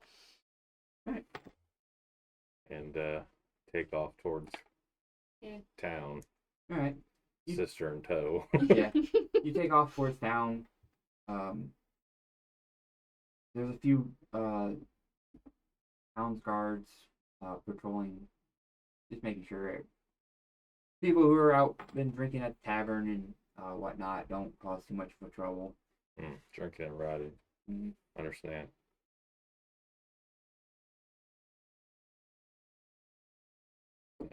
I stop and tell a guard. Right. Hey, just so you know, there's a couple of dead. What did they say they were? Bloodhound harpies or something? Blood something harpies, something harpies. In your Blood toll harpies. blood toll harpies in your graveyard up the way. 3 of them. Mhm. They were what was digging up your dead. The like halfling guard. Well, I'll go inform the mayor. Let her know what's been going on. Appreciate you strangers coming and fixing our problem for us. And she walks off. Don't worry about it. Also, the Walks off. gravedigger is not dead, just asleep. Don't narc. She looks back. Yeah, yeah, that one. Not much of a night person. More thunder rolls as drops begin to. Am I getting like a spiritual pressure from this thunder roll, or am I getting like a barometric pressure? It's a barometric. It's just a storm rolling in off the sea. Okay, so we just head to our hostel Mm-hmm. and bed down for the night. Right. We can, if it's even there anymore. Cause Oh, yeah, I mean that guy. I don't know what he was doing.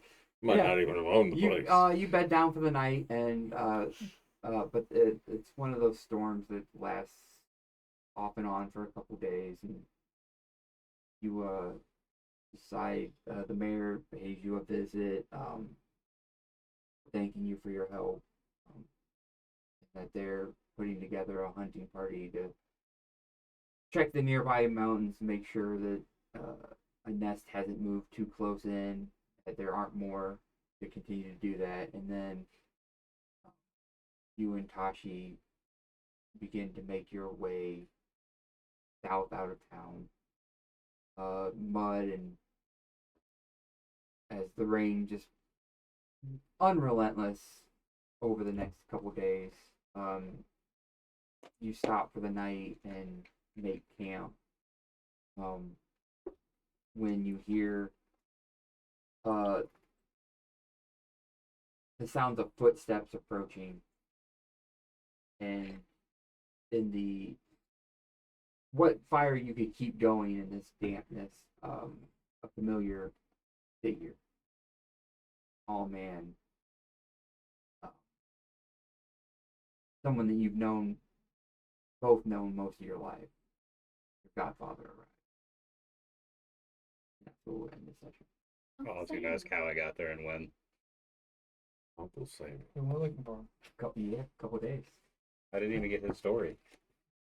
We sat down for a drink. I haven't even gotten a long rest. I have 2 HP. You can definitely take a long rest. Yeah, it's been a couple days. I am about to go take a long rest, sir. You better show your ass up to work. I'll do my best. I messaged my cousin to see if I have a ride to work.